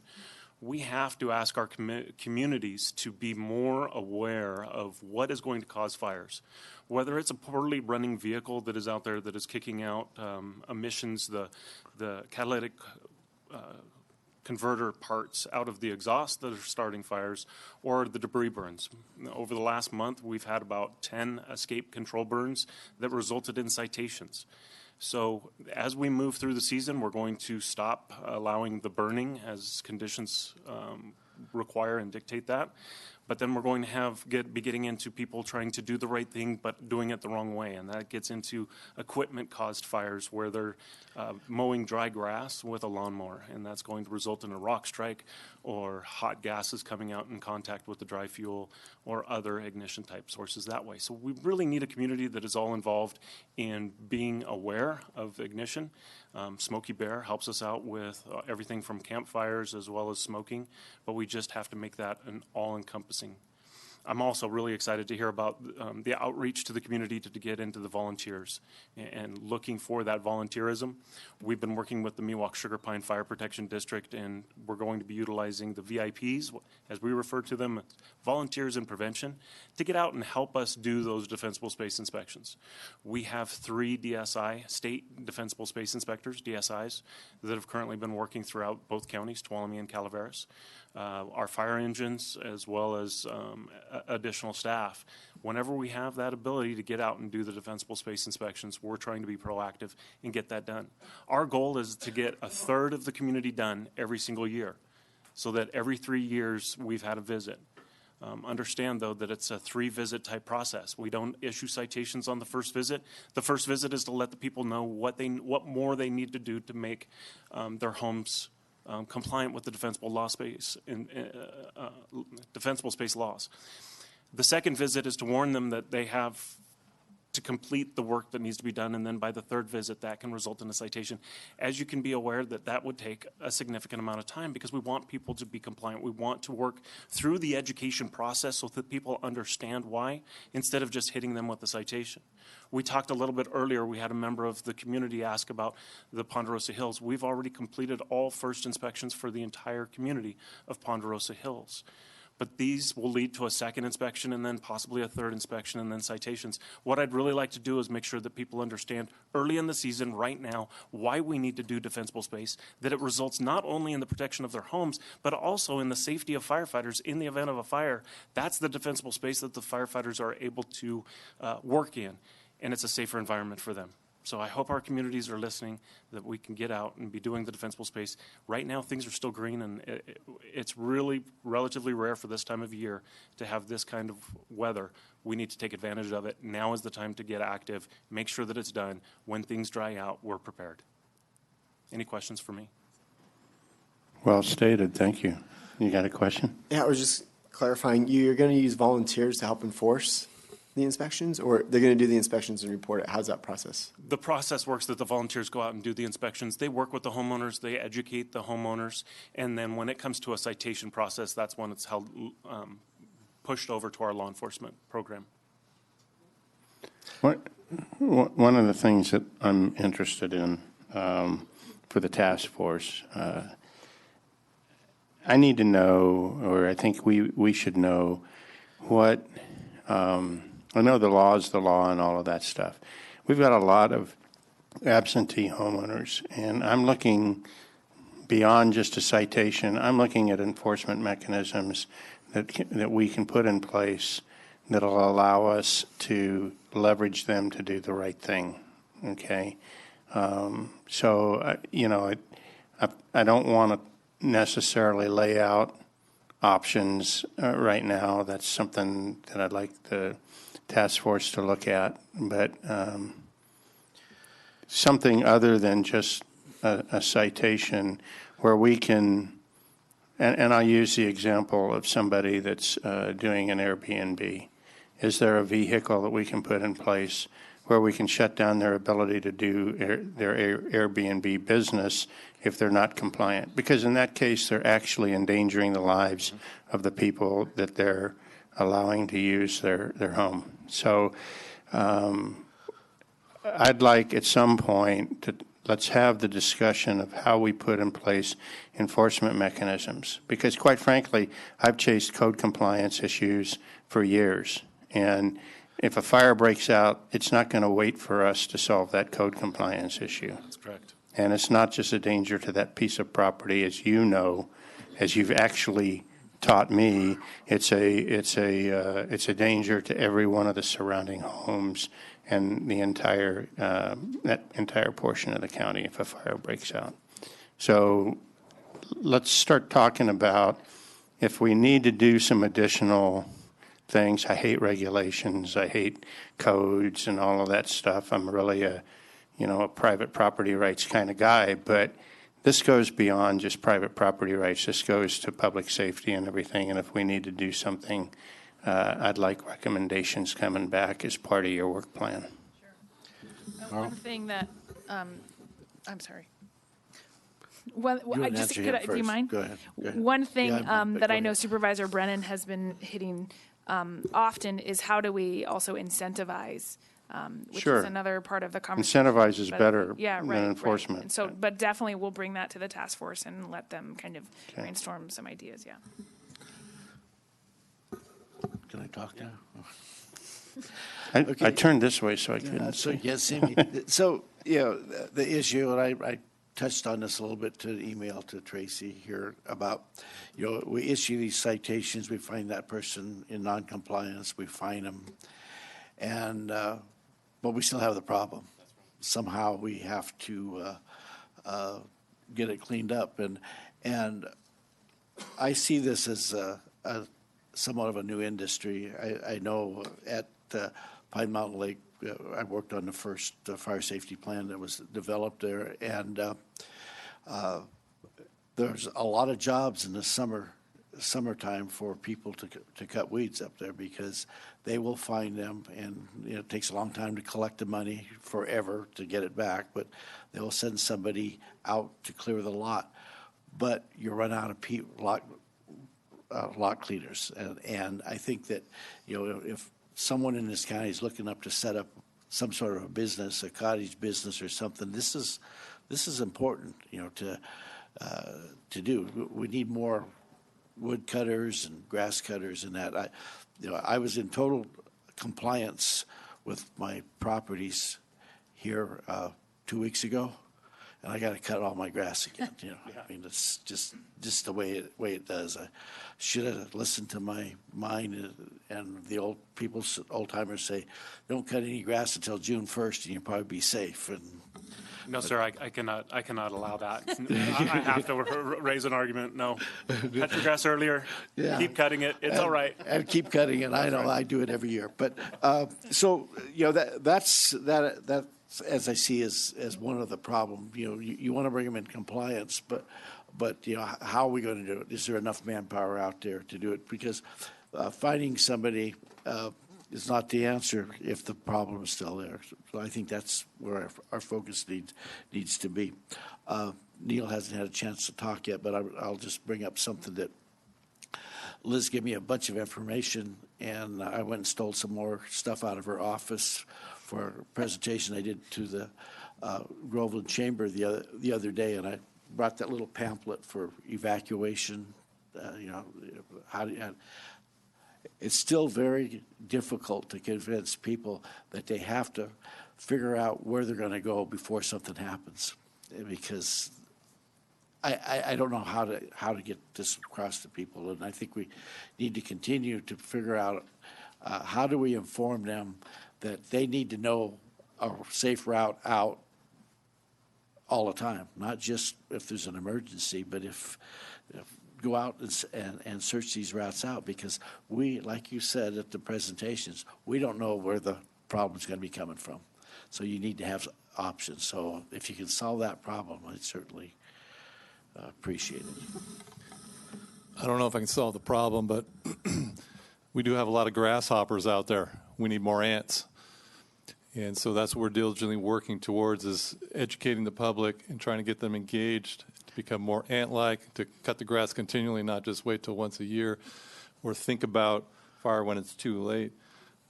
So again, we'd like to put out the public reminder of the Everbridge system. It's not a cure-all. It's not a only tool in the toolbox, but if we can encourage the public to sign up with Everbridge, that they could stay engaged with what's happening around them in their communities, to put themselves in a position where they can hear a warning going out, so that will make our jobs easier than when we go out to warn or to do a mandatory evacuation. That'll make us more efficient, as well as our dispatchers. Our patrol deputies are continually training, especially through these months, on the different types of evacuation orders, how to more efficiently get to people's homes quicker, how to get those Everbridge systems out, to get that community warning out to everybody. So we would encourage more grasshoppers to turn into ants.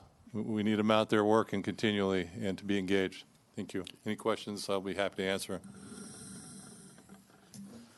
I don't have a question of Neil, but I wanted to bring something up just that had been brought up earlier this morning during public comment period.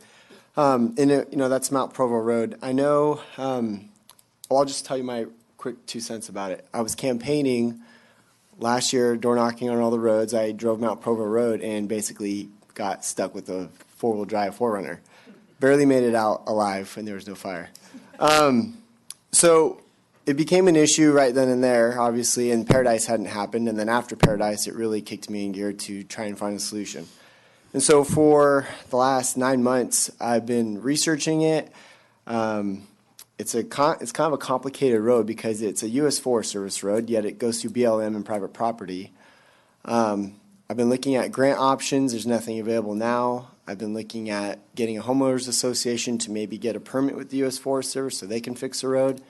But there is no homeowners association up in Ponderosa, and I may be wrong. But it sounds like the dues that are collected for are strictly for the pool.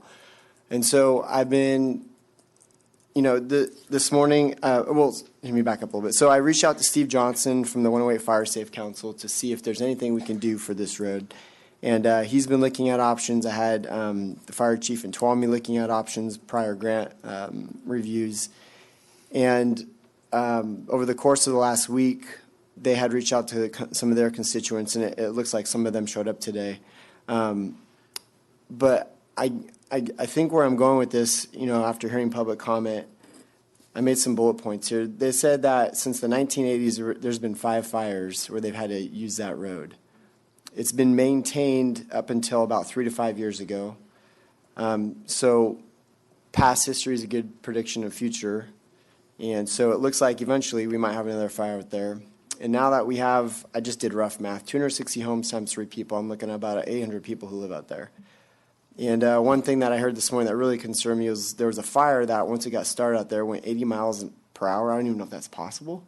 But all that to say, holy crap, if a fire goes off, my concern as not just as a board member that oversees that district, but as a citizen, door knocking, hitting lots of doors, seeing lots of kids, lots of elderly. I'm really concerned. I talked to Jason Kiken, U.S. Forest Service, great man. I know we have a great relationship with them.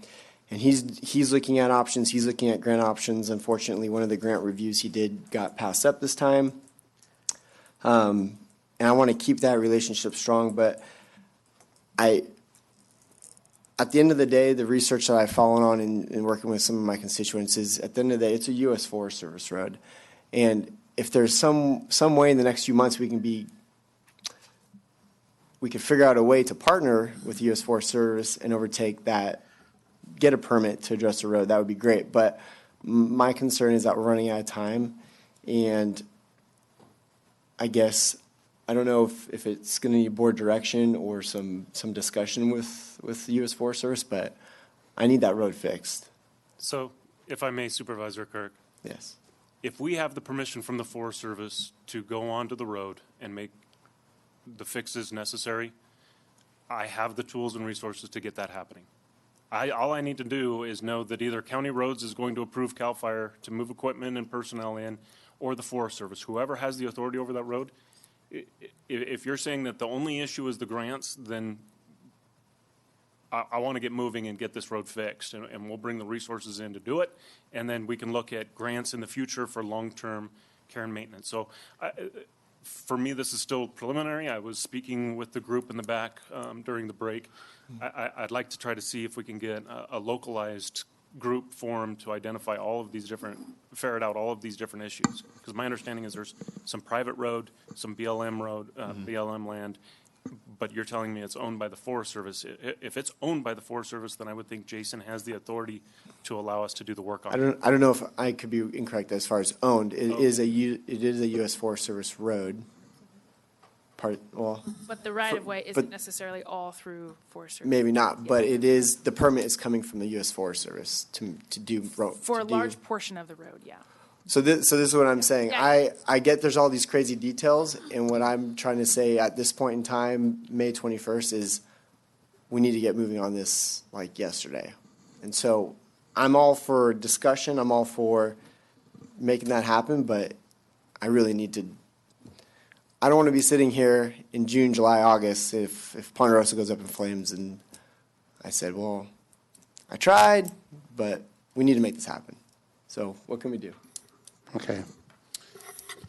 So just, this would take board direction, just is this where you want resources to go? And if you want to tell Liz that to work with them and she can come back at some point, we would need to get right of entries. I can tell you, getting the right of entries, I'm looking at Sarah, we've done this in the past. It's not a fast process, but it is required. We have talked to Jason about this, actually. He is on board with whatever he can do, make happen. But it's the private landowners that are going to be this, and BLM, that will be the slower process. But this will take staff time, it's resources. It is one of your number one priorities. Okay. I just would like to see some type of direction. And if there is county funds that would need to come in, we would come back to you with that amount Okay, later. to solve this particular problem, we need a couple of pieces of information. We need all the people that own right-of-way rights on there, or own the property, through which the right-of-way rights pass, okay? We need to know who those are, okay?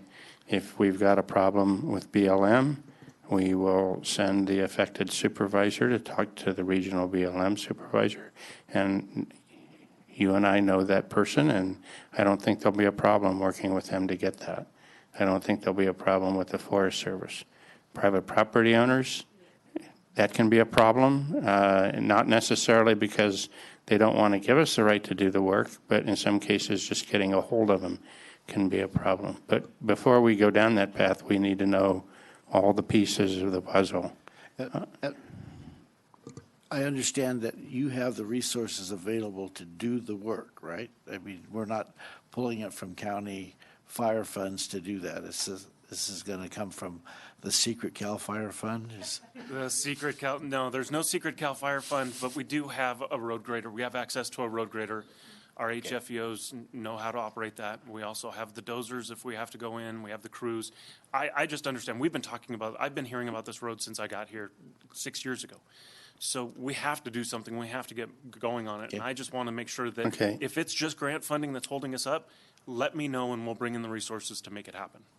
And I'll just say, I'll ditto a lot of Supervisor Kirk's comments, except replace Mount Provo Road with Mount Elizabeth Road and Cedar Ridge. Very similar situation, a community with one major road in, one major road out. And an alternative route is primarily on U.S. Forest Service Road, also private property mixed in there, and very similar type situation. So, I think one of the things that the task force needs to do is identify those key pieces of, I'll call it potential infrastructure, because if there's logs laying across it, it's really not, but where we can go in and do the work. That gets to one of my comments. We tend to look at some of these things as in terms of the really big projects, and that's really important. But this is low-hanging fruit that is really, as the chief will tell you, achievable. Is achievable. There we go. Seriously, it's not hard to do, but it's complicated.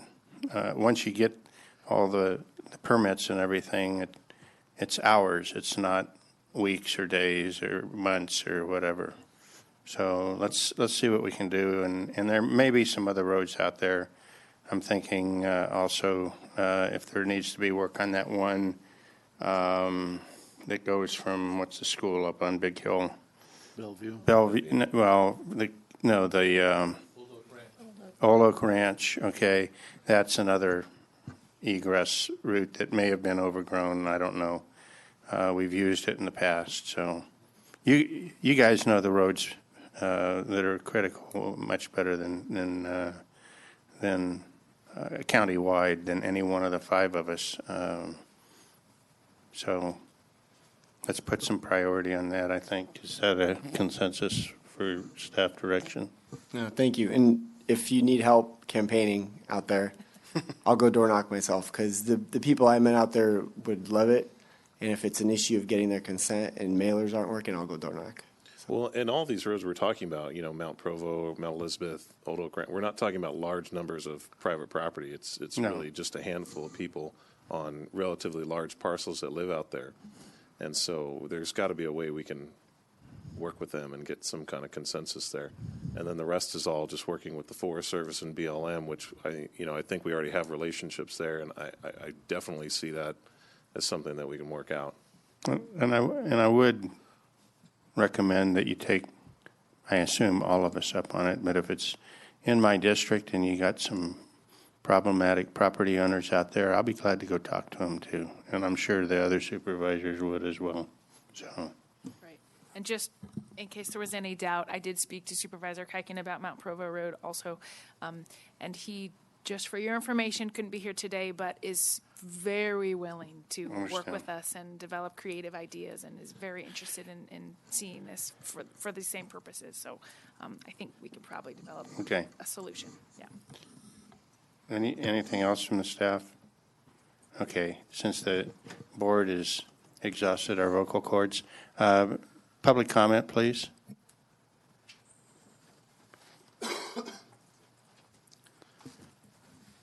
And I'm going to limit it to 3 minutes per person. We are running a little bit behind, and I want to get everybody's comments in that wants to speak. So, yes, sir. My name is Steve Woodward, and I live on Misty Lane in Ponderosa Hills. And one of the challenges I have is has to do with education. And it's one of the buttons that we forget a lot about. My career was in education, writing training materials, making people aware. And it's pretty amazing how the power of a neighbor saying something to another neighbor about an issue or about something that doesn't involve conflict, it has an impression. And that education part of this, if we could step that up too, that I think would help all of this. I have a neighbor who has built stuff that blocks an egress, and in comments to them, it became a confrontation. Shouldn't have to be a confrontation because the education that's necessary to get them to understand how critical that is would be something that might happen with Fire Safe Council, with all the resources that are available. Even looking at the Twain Harte site, it was apparent that if someone goes up there once, they're going to get educated.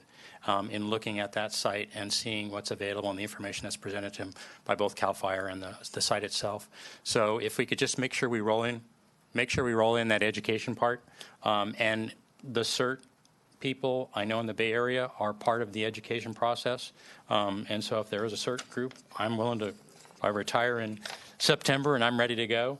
And I think stepping it up so that it is community involvement and with education would be great. Thank you. Thank you. Yes, sir. Good morning. I'm Steve Johnson. I have been with Fire Safe Council, Highway 108 Fire Safe Council, excuse me, for 12 years, the treasurer and a project director. Right now, I am the initiator and the project director of the Ponderosa Miramonte field break, which is about 2 miles long along the top of Ponderosa Hills, where the water tanks is, drops down to Miramonte, ties 2 existing fuel breaks together, is very crucial.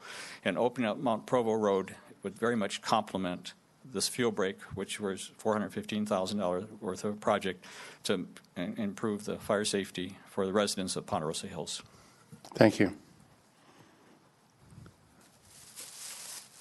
My name is Jim Webster. I'm president of the Ponderosa Hills Recreation Club, sometimes mistakenly referred to as the Ponderosa Hills Homeowners Association, but we're not a homeowners association.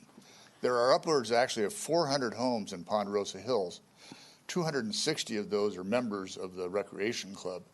I'm also a retired lawyer, and so whether I can say something in 3 minutes, I don't know, but it sounds like I'm really not arguing to convince anybody of anything because we all seem to be on the same page, which is great. But I went up there about a week and a half ago before this last rain and the snow and, with a friend of mine, Brian Tarter, who lives across the street, who's a former fireman and he's a supervisor with Tykert Construction, so they're into heavy road construction. We went up there in his little ATV, and he said he would not take his four-wheel drive pickup truck up there. And I was concerned a few times that we were going to roll that thing. There's ruts up there that are almost 2 feet deep. So it's going to take a lot of work, and it needs culverts and all kinds of things. It's going to take more work than we can do before the summer. But it's my understanding that to make a temporary fix would certainly help to grade it and get some gravel down so at least it's passable. Because if there's a fire and people try to get out that way, somebody's going to get stuck, and there'll be a line of cars that are on that road. There's no place to turn around. It's just, it'll be closed. I moved here 38 years ago in time for the complex fire when there was a mandatory evacuation. I live at the bottom of Ponderosa Hill, so it's easy for me to get out. I live 5 doors from the entrance, but there were cars backed up halfway up the hill. And it sounds like Provo Road was actually open at that time. So now it's not open. People won't be able to get out, and we need that road accessible. We're having a members meeting on June 1st, and there's going to be representatives of CAL FIRE and Fire Safe Council there, and a big part of our agenda is going to be fire safety. So I just wanted to make you aware of that. Thank you. You passed your law class. Thank you very much, sir. Hello, my name's Bob Schreiner, and I live in Ponderosa Hills. And I just want to agree that we need to get that road fixed so we have another way out of the area. So just agree with everything that's been said. Okay. Thank you. Thank you, sir. Yes, ma'am. My name's Mary Schreiner. I live in Ponderosa Hills up at the top. I also belong to the Twain Hite Area CERT. So I'm glad to hear you talking about that because they do have a lot of good information. And if anybody's interested, they have a meeting the last Saturday of every month for anybody. You don't have to belong. You don't have to join. But the last meeting was how to pack a go bag. They had a CAL FIRE fire reduction specialist there, so fire prevention specialist there. Good information on landscaping and that. So I encourage people to look that up and join our meetings. And yes, I'm glad to hear you're addressing the road and the absentee owners and clearing the property because it's a big concern as you drive down and you see all the ladder fuels that we'll be driving through in the event of a fire. Thank you. Before you leave, could you tell us when your meetings are and where? The last Saturday of the month, 9 o'clock in the Twain Harte Community Center behind the car wash laundromat there. They don't have one in May due to the holiday, but it's the last Saturday of the month. You can look them up online. They have, I think they also tell you what the subject matter will be. Okay, thank you very much. Yes, sir. Hi, I'm Ben Vera, and I just want to tell you I appreciate how serious everybody's taking this because it's a big, serious thing for me. Anyway, and I wanted to say the Provo Road, the worst parts of it, I'm 90% sure are not public property or are on public or they're BLM or Forest Service because I walk that road a lot, and all the houses you can get to pretty easily. And then once you get past where all the houses are, that's where the really bad part of the road starts. So getting homeowners involved in that part probably wouldn't matter. Okay. So thank you. Thank you for the information. Good morning. My name is James Dalton. I lived in Ponderosa Hills for about 9 years now. And ever since the rim fire, things have gotten better there. I've seen some of the residents have cleaned up their area. But Mount Provo Road, I used to drive up there in my four-wheel drive. And for the last 3 years, I don't understand why it hasn't been fixed. And I was in the military for 24 years, and I believe it's easier to ask for forgiveness than permission. I just go in there and do it. But that's just how I feel. Thanks a lot. Thank you for your service. Hey, Kevin Rice again, Ponderosa Hills. I just want to thank Liz and the task force and the Board of Supervisors for taking this very seriously and seeming to move forward on the Provo Road thing. Because that means if you escape, then and the task force is working on that, there's something to come back to if you've got out. The other thing is the whole issue about absentee. I have that situation with my neighbor, and we have his phone number because he's worried if something happens. So we use that sort of as a guilt tripping him a little bit. I call him up, say, "Hey, Kent, it's time. It's June 15th, and it's." And also, I've asked, I'd be happy to cut some of those bushes around your deck. And he says, "Please, would you do that and burn it?" Yeah, I'm happy to do that. So I think maybe a community-based, sort of a village approach, if you know the people, maybe you can convince them to do the right thing because it's more of a personal touch. Thanks. Sure. Friendship and peer pressure are two wonderful things. Thank you. Well, first I want to say to Josh White that I'm very happy you're not being attacked as the last public meeting we were at, and that people are giving you some credibility and credence here. And I like the first speaker who talked about the emphasis on education, and I think I've seen the city of Sonora take a heavy-handed kind of scolding, punitive approach, which I don't think is being very effective, and it's a real turnoff. So I would not like the county to go down that road and do the incentives and education and collaboration. And there's a couple of groups that are trying to put some homeless teams together that would be willing to volunteer on this also. So I can give you their names at another time, because they kind of wanted to go out and do it themselves without anyone else's knowledge, and I'm not sure that's a good idea. So perhaps you and I can talk. And then there was a program on public television on Nova, and it was Into the Mega Fire, and it looked at the Camp Fire and the Woolsey Fire, and I forget the other two, like big fires in California, and it scared the holy crap out of me. And I think you can still watch it online for like a month or two. But we really ought to have a public showing of that, because that was really instrumental on what happened up in Paradise to all the people who couldn't get out or trying to get out. And it was really eye-opening for me on how to be prepared. So I think I emailed a couple of you about that, because it was pretty amazing. And it, like I said, it did scare the holy bejesus out of me. Thank you. Thank you.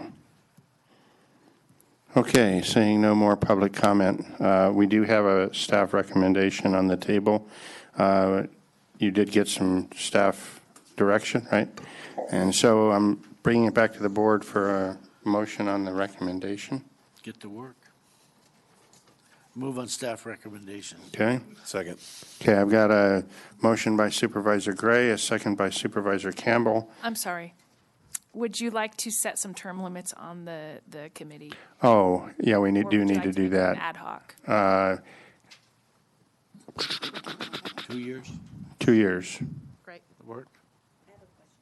Yes. Are you going to be assigning a board member to the committee too? No.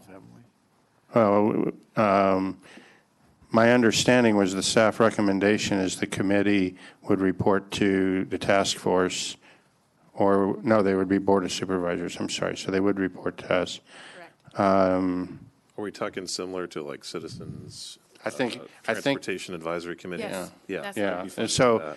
my understanding was there was 5 citizens, 1 from each district, and 2 additional at-large positions, no supervisors, right?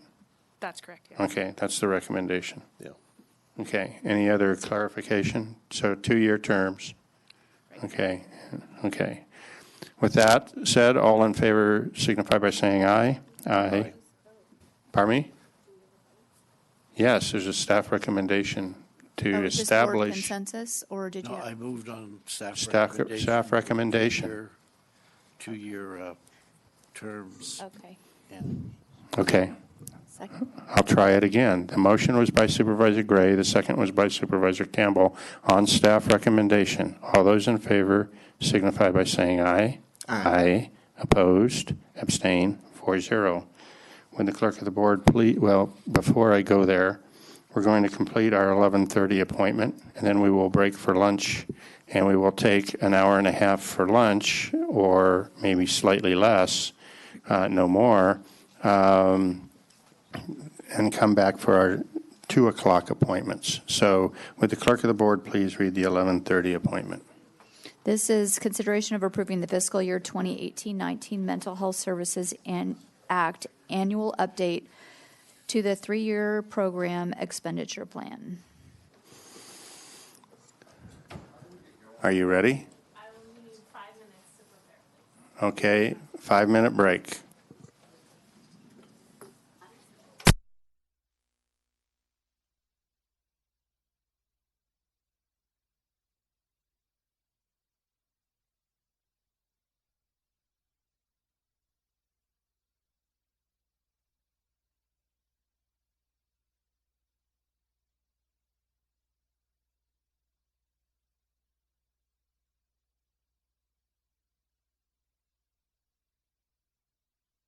I'm going to go ahead and reconvene the Board of Supervisors meeting, and staff, go ahead and repeat our 11:30 So this is consideration of approving the fiscal year 2018-19 Mental Health Services annual update to the 3-year program expenditure plan. Okay, staff report.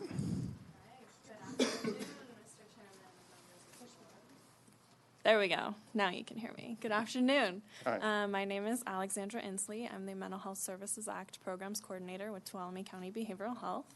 And this is Michael Wilson, our Behavioral Health Director. And we are here today to present to you our annual update for fiscal year 2018-2019. Your board approved our 3-year plan back in January of 2018. That 3-year plan is for 2017 through 2020, and this is our annual update. We're required by the Welfare and Institutions Code to bring it to you for approval, so we're asking for your approval after this presentation. And this update really serves as a progress report and update on the primary components of the Mental Health Services Act. The Mental Health Services Act, or MHSA for short, is a 1% tax on personal income over $1 million, and it goes towards mental health services in our county. It makes up a large chunk of our behavioral health budget. You'll see once the slide moves, our total behavioral health revenue for 18-19 was $9.4 million, and MHSA made up about 35-36% of that total. There are several different components that we use this funding for, and I'll go into each of these in more detail, but they are community services and supports, prevention and early intervention, and innovation projects have 76%, 19%, and 5% funding allocations to each of those components. The remaining 3 components, workforce education and training, capital facilities and technological needs, and permanent supportive housing, are funded through transfers from CSS to these other components. But again, I'll go into these in more detail. The first major component of MHSA is CSS, or Community Supports and Services. It makes up 76% of MHSA funding and is meant to create programs that help those with serious mental illness of all ages, children with serious emotional disturbance, but also those with serious mental illness that are transitional age youth, adults, or older adults. We have several service categories and programs that we do to create this, and I'll go into those in more detail now. The first of which is the Full Service Partnership, which makes up a majority of the CSS budget and is meant for intensive one-on-one services to really help the client do whatever it takes to reach the client's goals, whatever those goals are. It's client-driven, it's recovery-focused, and our outcomes for fiscal year 17-18 showed that we were successful in maintaining stability in our clients.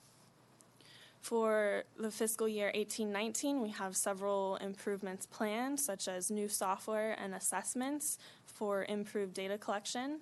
We're also looking to increase the engagement and social connections of our clients who are part of this FSP program by implementing therapy groups. And we have a new protocol called Officer of the Day, which makes a case manager who is familiar with somebody's plan of care available to them during business hours.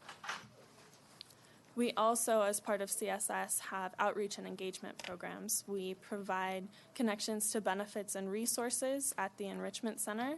We have the Smile Keepers Oral Health and Education Program, which they come into the EC Enrichment Center as well. 2 days a month is funded by MHSA funding, and they provide dental services and education to our clients. This was found to be so valuable that the Sonora Area Foundation gave them a grant to allow them to come in an extra day each month for this year. We also have outreach and engagement done by peer specialists. They run a support group for LGBTQ+ at the community college, and we are also present at several outreach events throughout the county. We also provide peer support services, both at the Enrichment Center and the David Lambert Center. The Enrichment Center is a wellness and recovery center focused on peer support, And we did have one change that I feel is important to note. In January of 2018, we changed our hours to those you see here, Monday, Wednesday, Friday, 8 to 3, and Tuesday, Thursday, 9 to 3. But we were careful not to disrupt services in doing this. We saw over 600 unduplicated individuals in the year 17-18. The David Lambert Center is a homeless drop-in center, and it is completely volunteer run, and they also saw over 600 unduplicated individuals last year and are celebrating 20 years of service this May. The final component of CSS under MHSA is the Crisis Access and Intervention Program, also known as CAPE. This allows us to provide phone and walk-in services to anybody who is in crisis. We've served over 1,300 individuals in the fiscal year 17-18, and we realized through studying when our services were most utilized that there was a 50% drop in the service utilization during the overnight hours, so we changed our hours to those you see here, but our phone support is always available 24/7 to anyone who needs it. Anyone in crisis can call that number and receive help. The next major component of MHSA is PEI, which stands for Prevention and Early Intervention. They say that an ounce of prevention is worth a pound of cure, and that's what we're trying for with this program. It makes up 19% of our MHSA budget, and we focus on at-risk populations to prevent and intervene as early as possible in the onset of mental illness. We do this mostly through partnerships with local partners, and we have several contracts with those local partners. The first three are all focused on early childhood education. So we have contracts with Infant Child Enrichment Services, Child Welfare Services AmeriCorps, and First Five. All of these three programs focus on increasing the skills of parents and teachers who work with young children. And as you can see from the highlighted results on the slide, that they have been effective in increasing those skills, and the children who have received targeted consultation have successfully remained stable in the classroom. We also have several different outreach programs as part of PEI. The Connections and Awareness for Elders, done through Catholic Charities, focuses on elder outreach. The Promotores de Salud, done through ATCA, focuses on outreach to the Latino American population in the county. And we also have Native American outreach done by the Tuolumne Miwok Indian Health Center. Now, all of these are effective in spreading the word, reducing stigma, and decreasing the barriers to mental health services.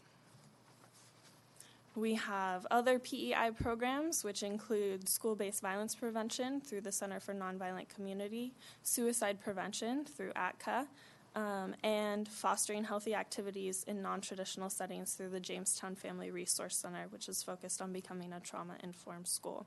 All of these have had significant results over the past few years. You can see some on the slides or read the report for more information. Another component of prevention and early intervention is statewide programs. We actually dedicate 4% of our PEI funds to these statewide programs, and they assist us in spreading the word about suicide prevention, student mental health, and stigma and discrimination. The next major component of MHSA is innovation. Our last innovation project was called Wellness, One Mind, One Body, and it ended in June of 2017. But some services we developed through that have been sustained through the Smile Keepers program that allows us to provide dental services out of the Enrichment Center. We are currently gathering feedback from stakeholders and input from anybody who will give it to us on what we should pursue as our next innovation project, and I welcome any feedback or ideas you have on that. The next component of MHSA is WET, also known as Workforce Education and Training. This component is meant to further develop our workforce, ensure cultural competence, and that we have the training and technical assistance necessary to do our jobs well. We focus on integration of peers. We offer continuing education both to our staff and to members of the community at large, and we have a roving supervisor program that allows those who are pursuing their professional licenses to receive supervision for those hours necessary to get those licenses. In fiscal year 2017-2018, we provided more than 40 trainings. And this is all done by a transfer from CSS funds, as I mentioned at the beginning. CFTN is the next component of MHSA. It's for capital facilities and technological needs. It is also done through a transfer of funds from CSS. And our plans that we have not yet completed but hope to roll into future projects include completing perimeter fencing around the Tuolumne County Behavioral Health Campus, replacing a deck at the Cabrini House, and updating our electronic health record system. Another component of MHSA is permanent supportive housing. We have 2 houses, one in Sonora and one in Jamestown, that allow us to provide a total of 11 beds or 11 rooms for severely mentally ill clients. And one key success I'd like to highlight for fiscal year 17-18 is that 4 of our tenants were awarded housing choice vouchers, also known as Section 8, which they can actually take with them wherever they move to in the future. So it helps set them up for future success. That's the last official component of MHSA, but I do want to highlight one other MHSA-related project, which is No Place Like Home. No Place Like Home was legislation which was recently passed that dedicates up to $2 billion in bond funds towards permanent supportive housing, and we expect this to impact our MHSA funds by taking $300,000 of those funds off the top before it's allocated to the major components I just went over. There are, however, opportunities for us to recoup some of these funds and apply through competitive and non-competitive funding rounds, and we are in the process of preparing to do that. As you see the 3 phases listed here on the slide, we have successfully received technical assistance and are currently working on a homeless plan, which once we have in place, that will allow us to apply for future funding. That's it for the overview of our MHSA annual update. Of course, there is more information in the document if you'd like it, and Michael and I are happy to answer any questions you may have. Thank you. Yeah, good presentation, thank you. A couple questions. One going back on would be page 9 on the PowerPoint. It has to do with innovation projects, and what comes to mind is that before we look at innovating and more projects, would it not be best to go look at the programs that we have in place that have done the best, or maybe the best bang for the buck, and expand on those versus trying to innovate something else? Just a hypothetical question, I guess. Yeah, so I think MHSA tries to do a little bit of both of those things. We have funding specifically as part of MHSA. 5% of our funding is dedicated to innovation projects. So the legislation that created the Mental Health Services Act wanted to ensure that we focus on improving what's already good, what's already established. That makes up the large bulk of our MHSA funding, but then they also want to make space for innovation, to try something new, kind of as an experiment to see maybe there's something that we haven't thought of that could work better. So there's a balance there. Okay, thank you. Yeah, thank you. Okay, public comment?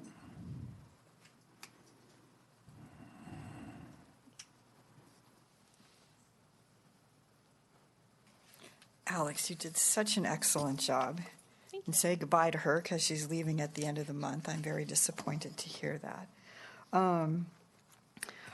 I just have a concern about the full service partnership. For 67 clients served, and the average cost was $13,740. And that's a lot of money.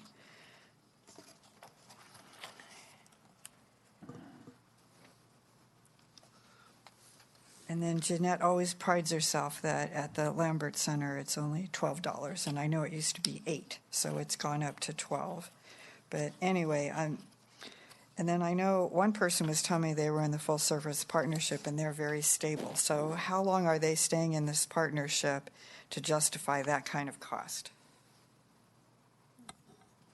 Good shed some light on what services are provided by FSP and how that money's spent on a average client basis?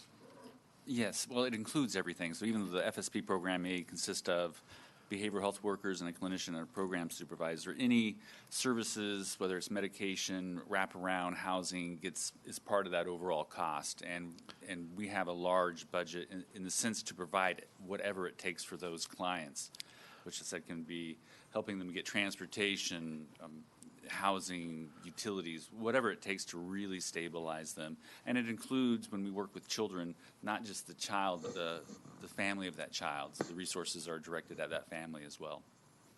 And these are people that are at immediate risk of homelessness due to mental illness? They are or were or could still be, yes. Yeah, so they're people that without something like this, they would struggle to be off the streets, in other words.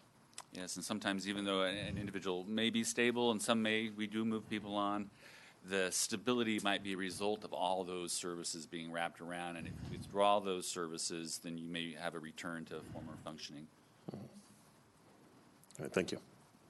Okay. You are looking for an approval of the report, so I'm going to bring it back to the board for a motion. So move. Okay.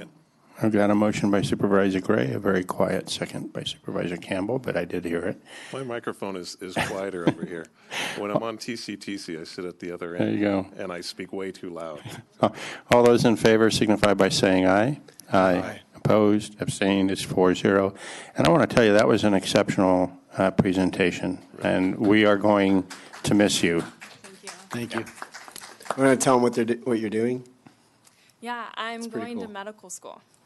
Well, we will miss you, but we wish you all the best at medical school. What school? So I still have a year's worth of prerequisite courses to take before I can apply. So I'm going to University of Nevada, Reno this summer to knock out a year's worth of chemistry in a summer and then keep knocking those prereqs out. So Okay. Well, good luck to you. Thank you. Thank you for everything you've done for this county. I think the joke was she's going to come back and be the public health director. Right? Okay. Maybe. We'll see. Okay. So you make a lot more money being a psychiatrist. So, okay. But enjoy what you do. Okay. Thank you very much. Thank you. Yep. And would the clerk of the board please read item number 19? Reports. Clerk of the board. Nothing to report. Thank you. County Council. CAO. Sorry, just a couple of quick things. On Tuesday, May 14th, I had the privilege of going to testify between the Joint Legislative Committee for Emergency Management, and I represented the rural counties of California. It was a very thorough meeting. They had a lot of really good speakers, and a lot of information was shared with both the Assembly and the senators within that committee. So we're hoping to see some work come out of there and maybe some resources as well. And then just that some of you are aware, but I am working with Debbie Franco with Governor's Office of Planning and Research. And if you don't remember her, she was very instrumental in helping to secure resources for us for both drought and tree mortality. So she is actually working with us to put together a regional work group of 6 counties, and we will then meet with her on Friday the 31st and start putting a plan and a list of needs and resources for all of us to begin addressing our fire preparedness and resiliency needs. So we're really excited about that. Awesome. While I'm over there. All right. I went to a couple meetings in Tuolumne City, Parks and Rec. I also went to their fire meeting to get some information. There's discussion about a potential CSD in the future. I went to Yes Partnership, met with the Miwok tribe regarding some fire discussions. Also met with Twin Heart CSD Tom Trott and some local county staff regarding some fire issues as well. Solid Waste Committee shared that with Ryan, Supervisor Ryan, last week. And also I did a tour of the district, my district, with David Gonzalez last Friday. I believe it was last Friday. And then also I went to Somerville High. Public Health put on a presentation about vaping and drug use in our county and basically the vaping epidemic and how it's making kids a lot more accessible, not just to nicotine, but also to other drugs. That's kind of why I touched this morning on where Colorado's headed with the mushrooms. They're headed towards legalizing mushrooms. So I just see an issue with public health in the future with desensitizing more young people. But it was a great presentation. Some parents were there. It was great. And then finally, I got a dog last week, and I'm starting to sleep a little bit more. So thank you. Okay. Supervisor Campbell. Yeah, so just go real quick. I served on the Transportation Committee, Solid Waste, TCTC, and the Commission on Aging. And I'll remind folks that on May 23rd at the Motherlode Fairgrounds, that's Thursday, that we'll be holding the Senior Expo. So if you want any information on services that are available to seniors in the community, that's a great spot to go. They do it every year, and it's always a great event and usually very well attended. I had met with the Visitors Bureau, and we had a great discussion about and kind of shared ideas on our vision for tourism and recreation in our community. Hopefully there'll be more to come out of that in the near future. Access to Tuolumne, we purchased, previously I mentioned we purchased a fly pack, which is a remote video system, and we just purchased a vehicle to put it in, which is kind of an essential part. You know, it's not much good having a remote video equipment if you can't move it. So we purchased a vehicle, and so we've greatly increased our capacity to do work in the community, video recording, and then also use it as an opportunity for residents to pay a fee and get some help producing their own materials. And that also went to the roundup, always a good time, and that's my report. Okay. Supervisor Gray. Yeah, short report. First, I want to thank my fellow supervisors for filling in for me when they could as alternates. A couple of my committee meetings. Being a nurse is not my forte, but I think I'm succeeding in taking care of my wife that has just had knee replacement. So, and she's doing well, but. With Supervisor Campbell, did attend the Board of Supervisors Transportation Committee, and one specific item that we discussed was the crossings on Red Hill roads, and we tried to do those a few years ago. So that's going to be coming back to the board, possibly grant funding with some matching. Also spoke at the Highway 120.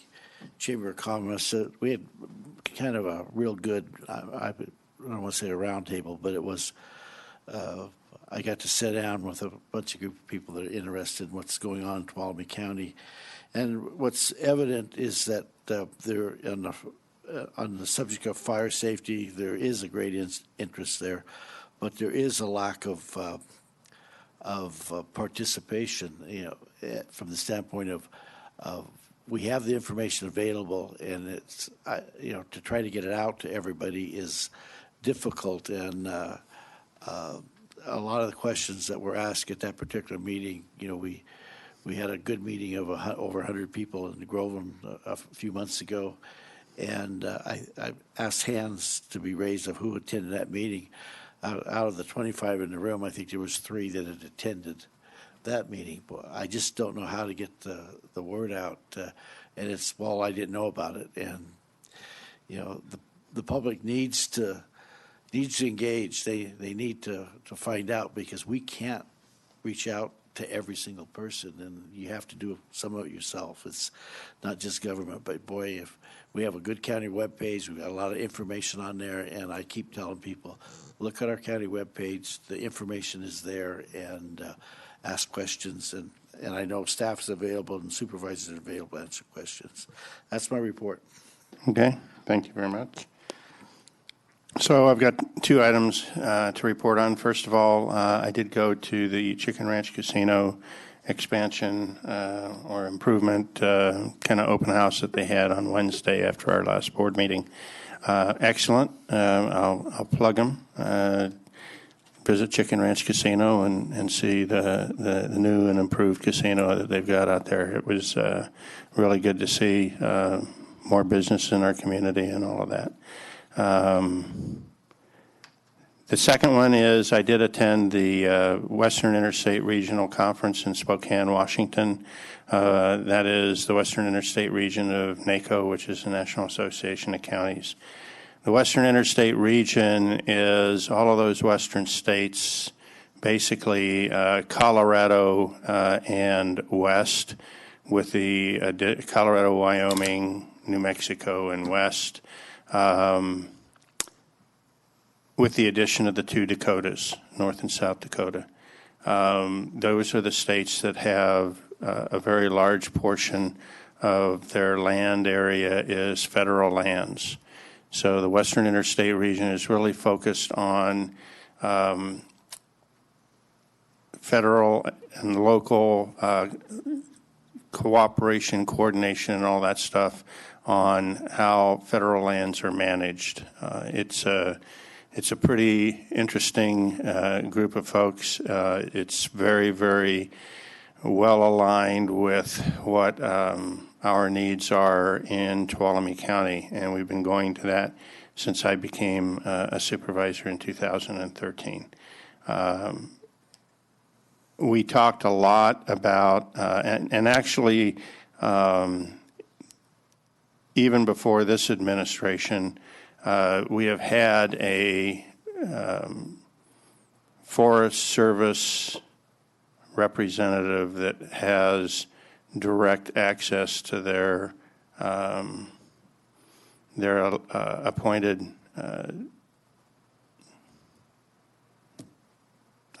department head, not department head, secretary, their appointed secretary, and always has. And when we raise issues at that conference, they get very high-level attention in the Secretariat. So it's an extremely valuable conference. We talked a lot about, and actually a lot of good news about how things are improving with the new administration, the current administration, in terms of putting some priority on federal lands management, and not just priority, but also some funding.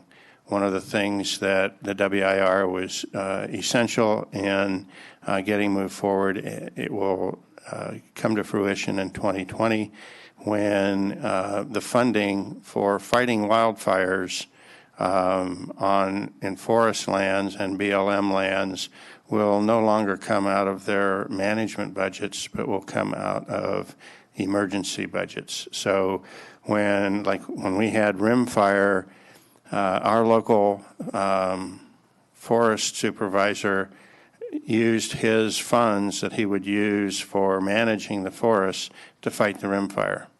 And that cut into his ability to do preventative actions that will prevent or mitigate the next forest fire. So we fought very, very hard in the WIR, made a lot of trips to Washington, D.C. I didn't personally, but the leadership of the WIR did make a lot of trips to Washington, D.C. to lobby for that legislation. It got passed a year or two ago, and it takes effect in 2020. So that's just an example of what the WIR does. It was a very productive meeting. It's only a few days, but I did attend that last Thursday and Friday. And that's the end of my report, and we are going to go ahead and recess for lunch. We will reconvene at 2 p.m. for our 2 o'clock appointments.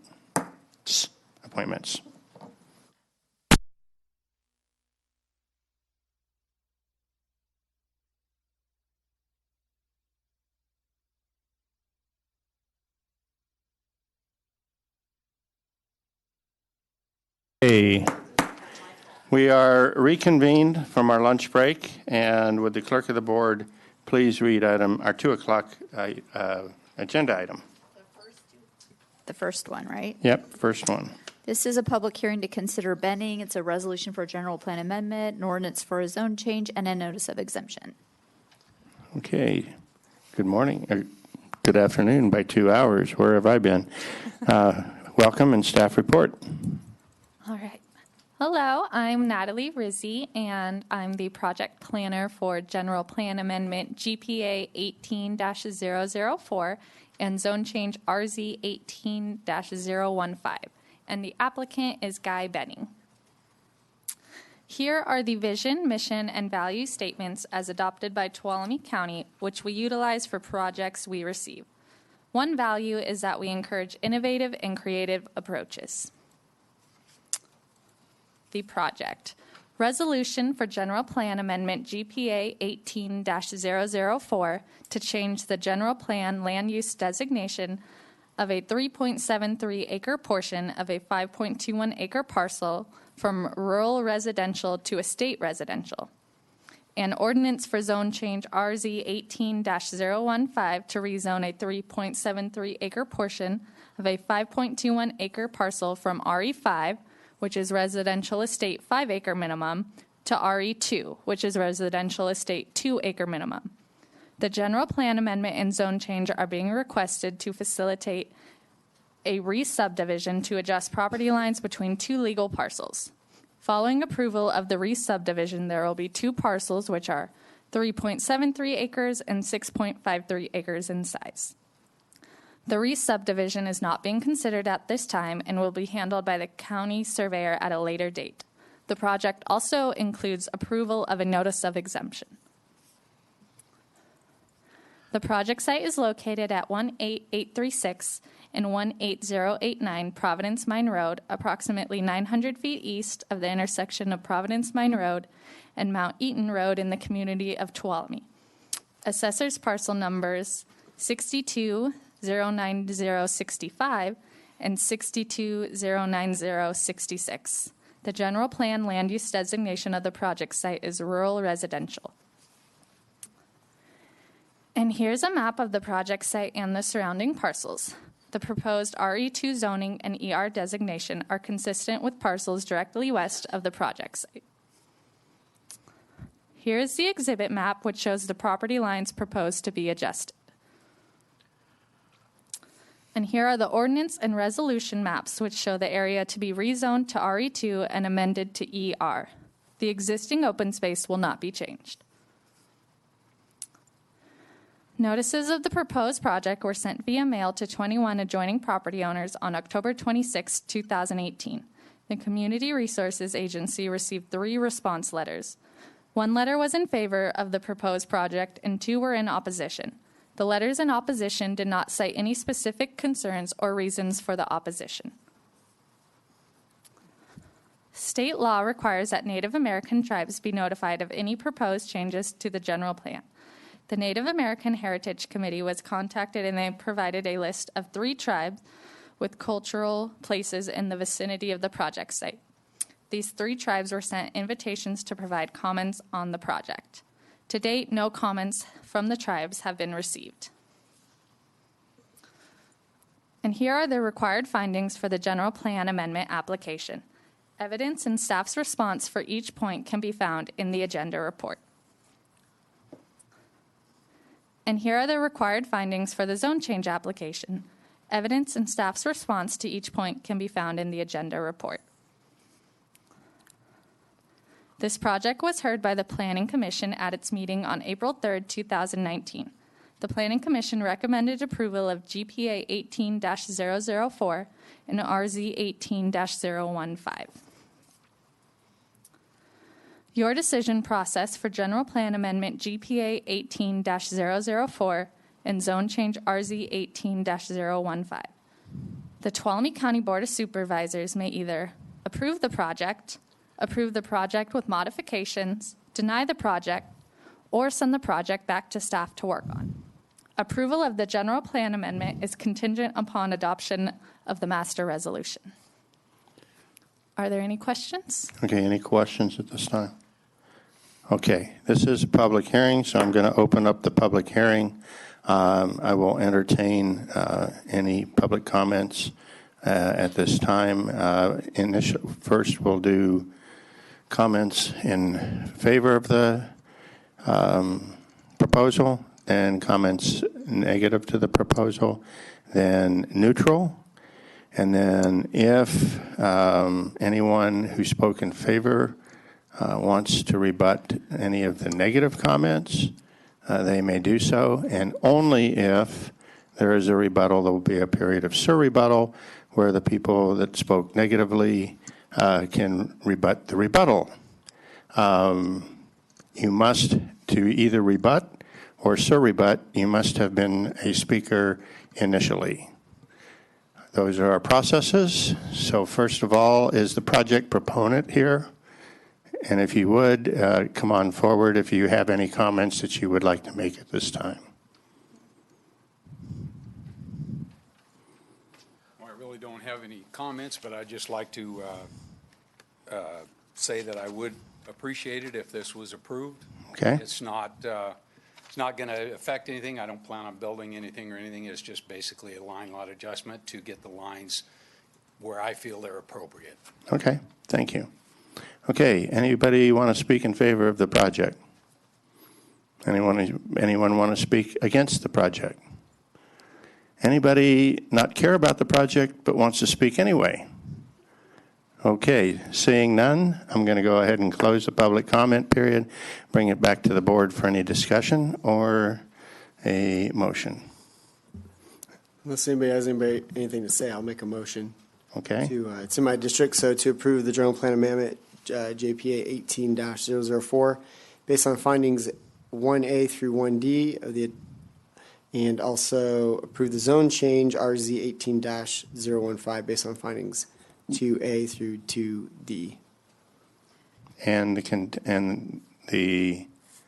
go ahead, use the right words. The motion also needs to include approval of the notice of exemption, and the GPA is contingent on the approval of the master resolution. Yep. Thank you. And I assume your motion includes that? Yes, my motion includes that. Now I'm looking for a second. Second.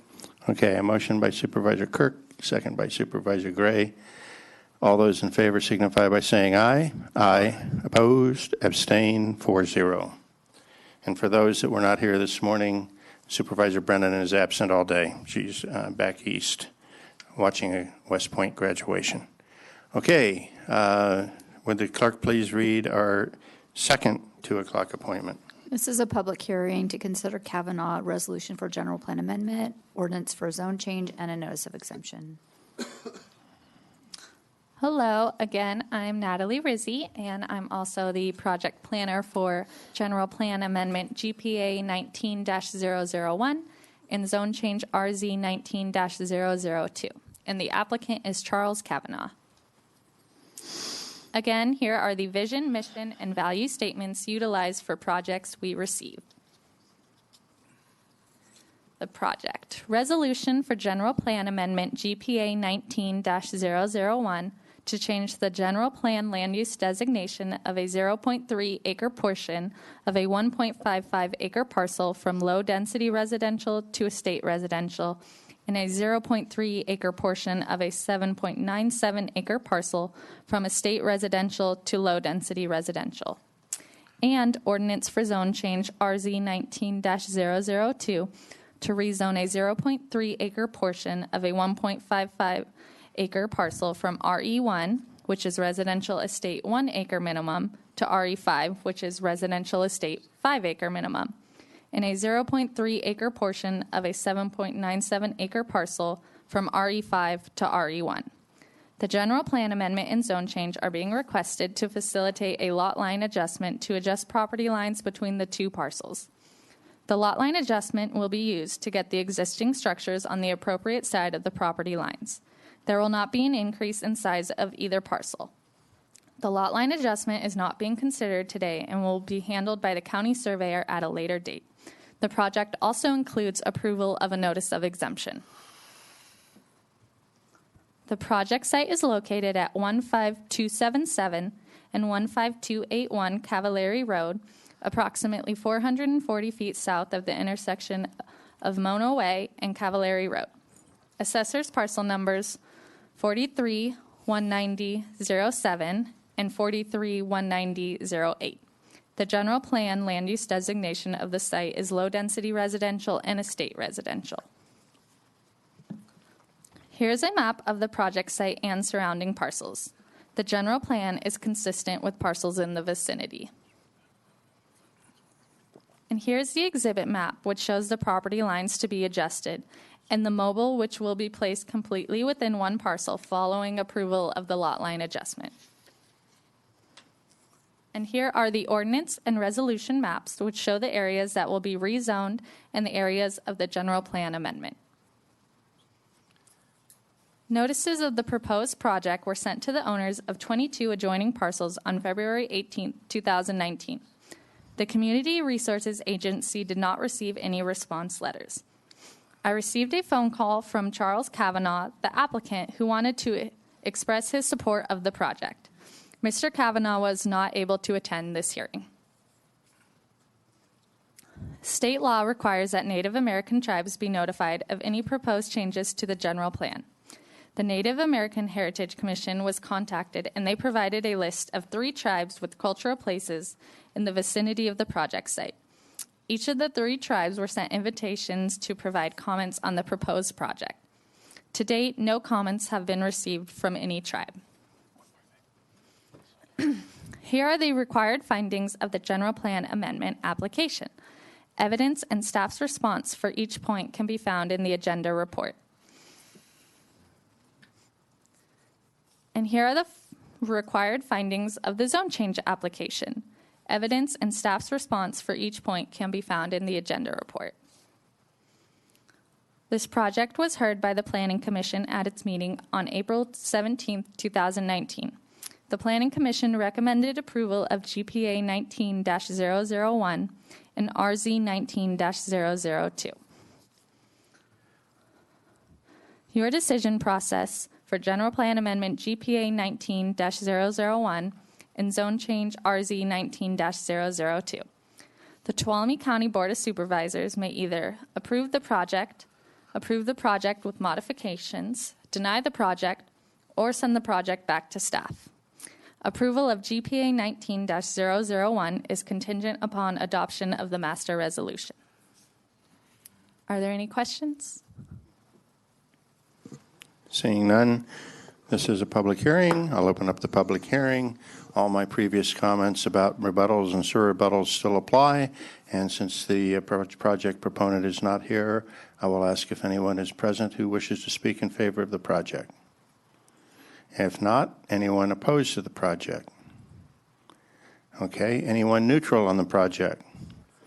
Seeing none, I'll close the public hearing and bring it back to the board. This is in that funky area where there's 3 districts come together. Is it yours, That's John? mine. Okay. Mr. Chairman, I move we approve the general plan amendment GPA 19-001 based on findings A through D. Also move that we approve zone change RZ 19-002 based on findings A through D. And the project is also approving the notice of exemption, Yes. and the general plan amendment is contingent upon the master resolution. Please include that. Okay, I've got a motion by Supervisor Gray. Second. Second by Supervisor Campbell. All those in favor signify by saying aye. Aye. Opposed? Abstain? 4-0. Would the clerk of the board please read our third 2 o'clock appointment? This is a public hearing to consider Pellegrin. It's a resolution for general plan amendment, ordinance for zone change, and a notice of exemption. Staff report. Good afternoon. My name is Renee Hendry. I'm the project planner. We have general plan amendment GPA 19-003 and zone change RZ 19-004. They were received on February 26, 2019. The applicants are Richard and Margaret Pellerin. Here once again are the vision, mission, and values that Tuolumne County utilizes for every project that we receive. The project proposes to amend the general plan land use designation and change the zoning of a 0.95 acre site from general commercial to business park. The requested change is to allow the operation of a family-owned precision machine shop along with outdoor storage of materials. The project site is located at 17425 Overland Trail and also 21202 Wesleyan Lane, southwest of the intersection of Longway Road and Overland Trail. The site is within Supervisor District 2. The existing general plan land use designation is general commercial as shown in the red color on the screen. The area with the gray color to the south of the site is the business park land use designation. The proposed general plan amendment and zone change are consistent with the parcels to the south and to the southwest. Here's an aerial view of the site. There is the white large building is the shop building, and there's also storage containers on the site. A gravel driveway accesses the site to the north from Overland Trail. State law requires that Native American tribes be notified of any proposed changes to the Tuolumne County General Plan. 4 tribes have historically resided in this area of Tuolumne County and were sent an invitation to provide comments. To date, no comments on this project have been received. Here are the findings used to determine if the proposed amendment to the general plan land use designation of the site is consistent with the general plan, the ordinance code, and proposed future uses on the site. Here are the findings for the proposed zone change to determine if the zone change is consistent with the general plan, the ordinance code, and suited to the uses proposed in that proposed zoning district. The project was heard by the Tuolumne County Planning Commission on Wednesday, April 17, 2019. The Planning Commission recommended approval of the general plan amendment and the zone change. The Board of Supervisors may either approve the general plan amendment and the zone change, approve it with modifications, deny the project, or send the project back to staff for further review, and also approve the notice of exemption for this project. Are there any questions? Any staff questions before I open up the public I was comment period? just looking for the Planning Commission's recommendations on this. I think it was on there. It was to approve. They recommended approval unanimously. Okay. I must missed it. All right, thank you. Okay. So, no other questions? Okay. This is a public hearing. I am going to open up the public hearing. And all my comments previously about comments for or against rebuttals and surrebuttals still apply. Any public comment in favor, or is the project proponent here today?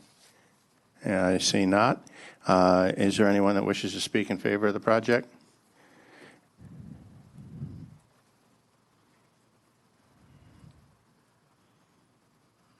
Well, I will then, because this is the kind of business that we need to attract in Tuolumne County.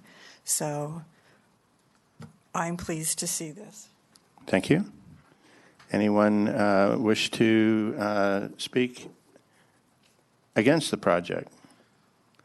Anyone neutral wish to speak? Okay, we're seeing none. There's no need now for a rebuttal, so I will close the public hearing, bring it back to the board for a motion. Yeah, I'll just agree with Mrs. Dowd's comments that it's really good to see this kind of expansion going on, especially in District 2, where we have a dearth of employment and commercial opportunities in our district. So it's really good to see. And with that, Mr. Chair, I move that the board approve the general plan amendment GPA 19-003 based on findings A through D, and approve the zone change RZ 19-004 based on findings A through D, and that with the staff's additional recommendations. And that also includes approving the notice of exemption and the fact that the general plan amendment is contingent upon the master resolution. Could not have said it better myself. And you didn't. So I'd have a motion by Supervisor Campbell. Do I have a second? I'll second. Oh, Supervisor Gray. John Gray's always right. He's so spry. So we have a second by Supervisor Gray. All those in favor signify by saying aye. Aye. Opposed, abstained, 4-0.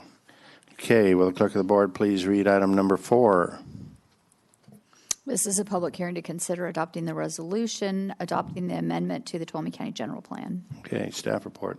Good afternoon, Quincy Yaley, Assistant Director of Development at the Community Resources Agency. You just heard 3 general plan amendments, all of which the approval is contingent upon a master resolution. The reason that we do this is because state law limits the number of times the lead agency can amend their general plan to 4 times a year. So when we bring these projects for you, we ask you to consider them individually, but make your recommendation of the general plan amendment contingent upon a master resolution, which is now before you here. Attached to your board memo is a resolution, and exhibits A, B, and C outline the details and the properties of the requested amendments. I'm happy to answer any questions you may have. Okay, before I open the public comment or the public hearing, any board questions? Seeing none, this is a public hearing. I'm going to open up the public hearing. Since we've already considered pros and cons, I'm just going to open it up to general comments. Are there any public comments on the master resolution? Seeing none, close the public hearing, bring it back to the board. Looking for a motion on the master resolution. Mr. Chairman, I move that we approve the master resolution. Okay. Supervisor Gray made the motion. Do I have a second? Second. Okay. Second by Supervisor Campbell. Any board comments before the vote? Seeing none. All those in favor signify by saying aye. Aye. Aye. Opposed? Abstained? None. 4-0. And clerk of the board, I believe our mission today is complete. And with that, I will adjourn the meeting of the Tuolumne County Board of Supervisors. Thank you.